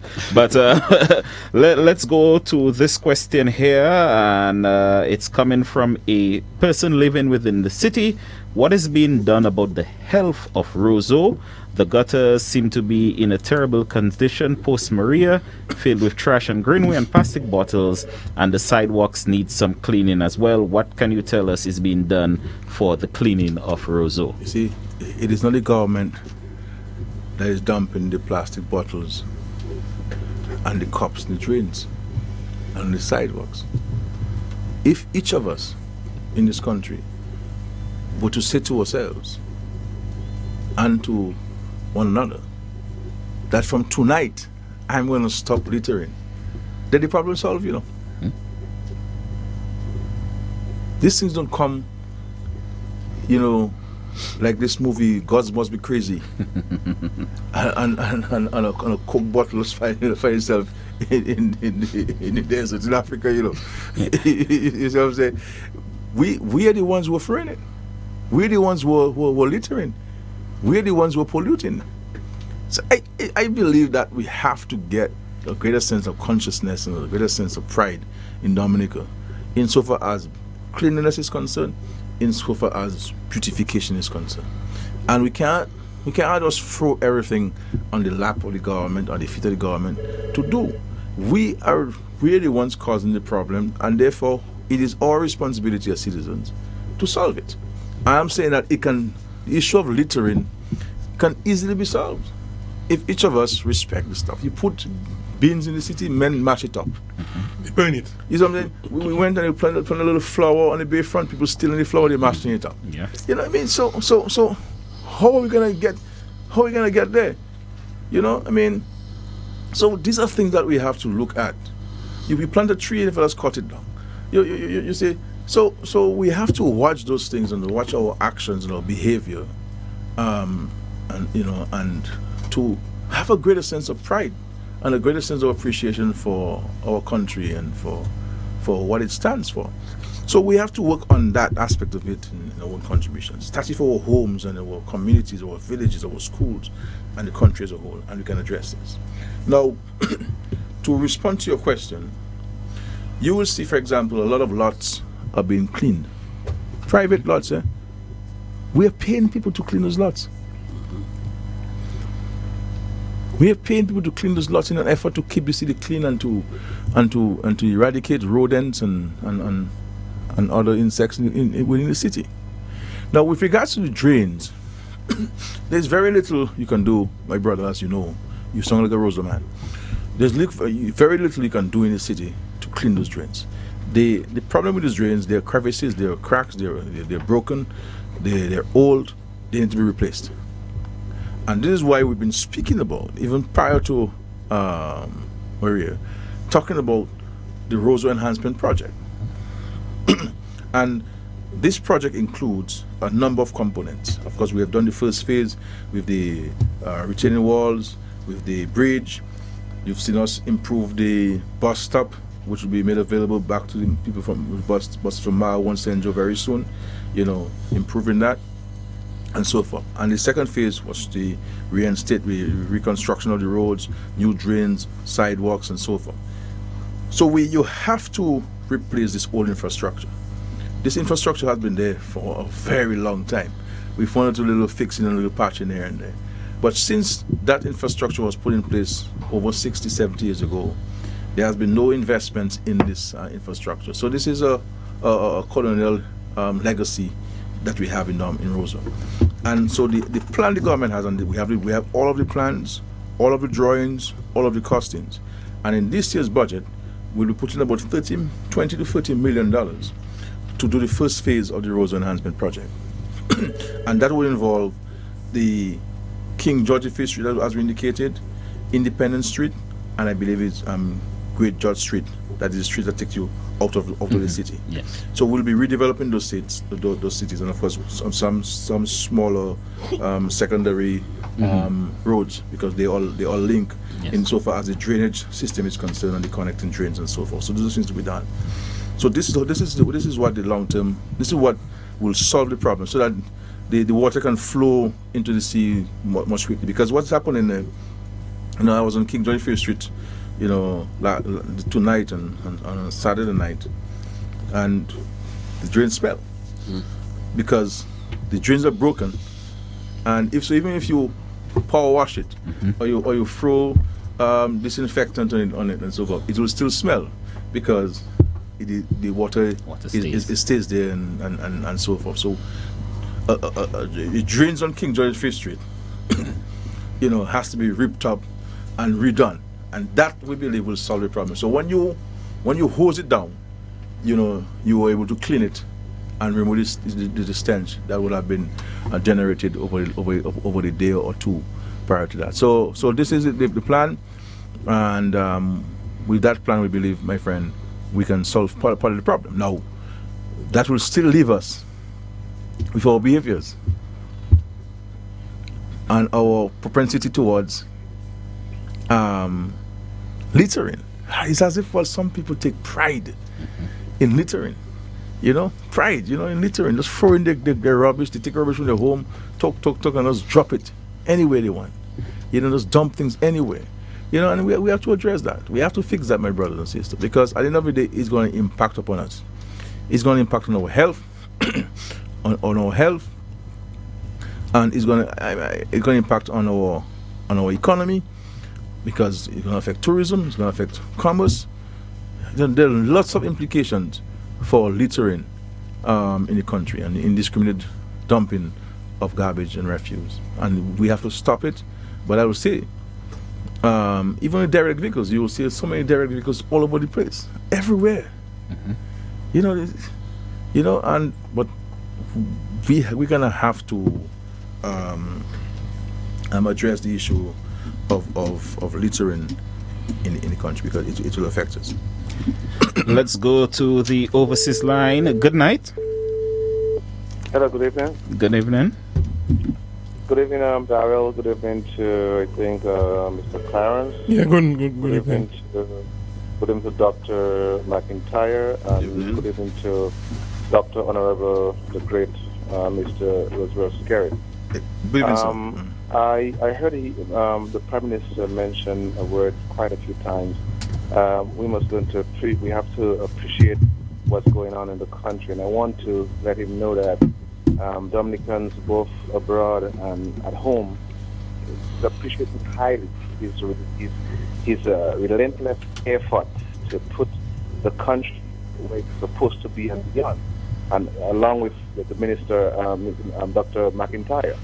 I want him to know that we appreciate the fact that you're putting infrastructure in place. We appreciate the fact that You have been taking care of our elderly folks, our elderly people, our students, taking care of our hospital and the vision you have for the airport, the vision you guys have for the port, the vision you guys have for everything that's going to make Dominica what's supposed to be, not only now in the short term, but in the mid-term and in the long term.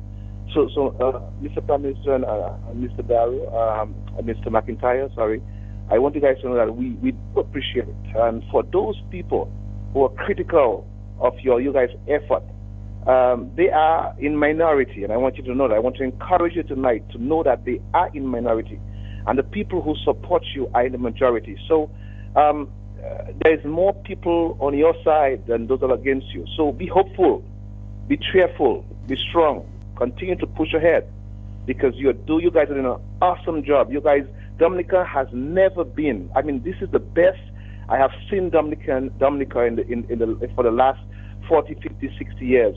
It has been existing. So yes, let the criticism come, but you guys are doing an awesome job, and I'm going to tell you guys, do not stop, keep going. Dominicans appreciate it, we love it, and we are at your back. We are following you, we are supporting you 150%. Good night, and take care of you guys, sir. Yeah. Appreciate it. Thank you, sir. We take those of your points, and we appreciate your commendation, and we certainly know for a fact, based on what the people say, the majority is with us, and the majority of Dominicans, including those who do not support us, appreciate what we have done and what we've been doing for this country, and we'll continue to do what we have to do, the best of our abilities and with the resources that we have, to improve the lives of every citizen, of everyone in this country, and to improve the economic and social landscape of Dominica. That's our commitment. Let's go to the final call for the night on the local line. Good night. Good night, Mr. Darry. Good night, sir. Yes, so since they talk like I tried up to now. Go ahead, sir. Make your contribution. Okay, thank you, Anya. PM. Yes, sir. Good night. Good night, sir.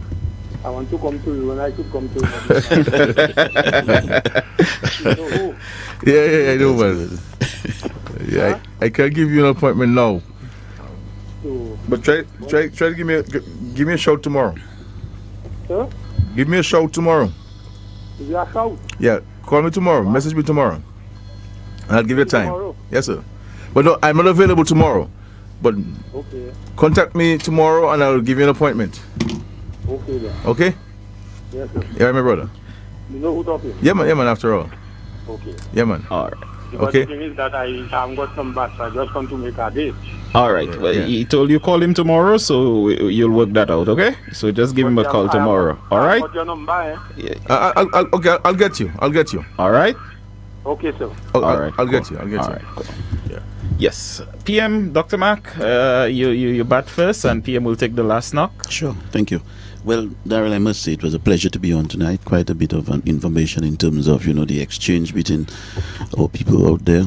The concerns that were raised were genuine concerns. I must say all of them raised were genuine, and we were able to address them. And with the articulation of the vision for the country, I think it is clear that we're on the right path. But in closing, I'd like to say, committed to this program, I'm committed to the development of Dominica. Of course, all ideas content, and we listen to everyone. What's happening there in terms of the opposition trying to preach this program here, that's really a waste of time. We're not interested in that. We're not going to be swayed by that. And I want to say tonight, good night to all the constituents in the Roseau Valley in particular, but in general to everyone in Dominica, those locally listening to us, and the diaspora, those who were able to join in tonight. It was a pleasure, and I look forward to continue that development in the undertaking of this new ministry, and of course generally on government itself. And I think Prime Minister being here tonight, being part of his program, I think he has a very interesting budget that's coming up, but he won't disclose anything yet. But I think we're looking at the whole resilient nature of this country, and the first country to be climate resilient. So I think we should look forward to great things coming up, continuing with this government. And I think it's the only cure, and the continued cure for Dominica is to keep the Dominica Labour Party in power. Thank you. Clarence, before the PM, just say so, because we want to give the PM the last knock. Okay, let me just say good night to the listeners. I think we had a very good program. We're looking forward to the next visit of the Prime Minister with another minister, and we are we can have the Dominican people talk to their prime minister and ministers. Right. PM, last knock. Yeah. If the callers could tell us next time which minister you want me to bring, I'll bring the minister. So. All right. So we'll give you the feedback. Yes. It's always a pleasure. I mean, it's important that we avail ourselves to the public. Let us share with them what we're doing on their behalf, and let us hear from them on what they like and what they don't like, and what they recommend, what their suggestions, what their concerns, what their dreams, what their aspirations. I mean, it is from these interactions that we can improve, and it's from these interactions that we can develop policies and programs to improve the lives of the people, because representation is about people, politics is about people, government is about people. And we have a duty and a responsibility to speak to the public and avail ourselves and open government to scrutiny by the people. So we always appreciate that, and we thank you for the opportunity. For us, the most important part of this interaction really are the questions, and the suggestions and ideas from people, because it's important. I just wanted to make, and of course, I wish everybody a good night's rest, and thanks for staying up to watch us and to listen to us, and let us work together. Everything is not perfect, everything may not be going to your liking, but if we're positive, and if we think positively, then we can really overcome these challenges, and so let's work together. Let's be positive. Where we are doing well, let us continue to do well. Where we need to improve, let us improve together. And life will be better for all of us at the end of the day. I just want to make a final point, Daryl. There's a family in Dalis. They're descendants of slaves, like most of us in the country. You have some aspects of that as African roots. But these people were literally robbed of their property by the state many years ago. I believe maybe before I was born. Mm-hmm. And because on previous titles, you could see where the registry recognized that these people own the land. Mm-hmm. And it was taken from them and sold to others. And I was very happy, finally, that the cabinet was able to correct that social injustice. Mm-hmm. To Ras Moses and his brothers and sisters in Dalis, and the lands have been returned to them, unencumbered, so that they can continue to enjoy these lands and the economic benefits from it. And I want to wish Ras Moses and his brothers and sisters well, and to tell them that the government, at least this party, has their back, and will continue to work with them to improve their lives and improve the lives of the people of Dalis in general. But it was a real injustice that was done to them. And I'm happy that the government finally was able to, with much fight from the system, much fight from the system, but there are times that you have to break the system down, and do what is right for the people of Dominica, and that's my mission. And I'm happy that finally, and very soon they will receive the title, and be able to continue to really, the father died, knowing that the land was taken from them, and they were powerless, they were voiceless, they had no means of taking legal action, and it's unfortunate. But I'm happy that the good Lord has placed us in a position now, and when we are, from an ideological standpoint, we believe in social justice, and we're able to reverse that social wrong and social injustice that was meted out to Ras Moses and his family. Ras Moses has a brother, man. This guy is like a lawyer, and the guy is bright. Let me tell you something. You guy meets him, and you guys can talk your head out. He's a bright fellow. He was close to Rosie Douglas back in the days. He lived in Boston for some time. But he's blind. Mm-hmm. But he speaks very well, very articulate, and is very knowledgeable. And they speak. They give you the history of the land. They give you the history of their family, and you know, and unfortunate. But I asked Dr. Mark to remind me to make that point, and he did remind me. But I personally feel, and I want to also commend the efforts of Peter Seja, who really championed the cause of his constituents in that regard. All right. But thank you. Good night, everybody. Sleep well. Pray to our God and to pray for our country. Your country needs everybody. You know, we're positive thinking. This is not time for negative. Let us set aside negatives. And those who want to be negative, then we just leave them out of the house. You know, and do what we have to do. You know, and if we have to do a Barbados, we have to do a Grenada, then let's do Barbados and a Grenada.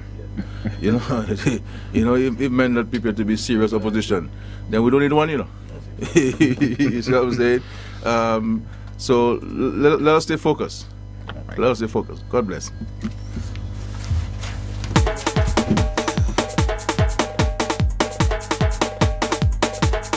Let me go. If you love up your PM, somebody make some noise.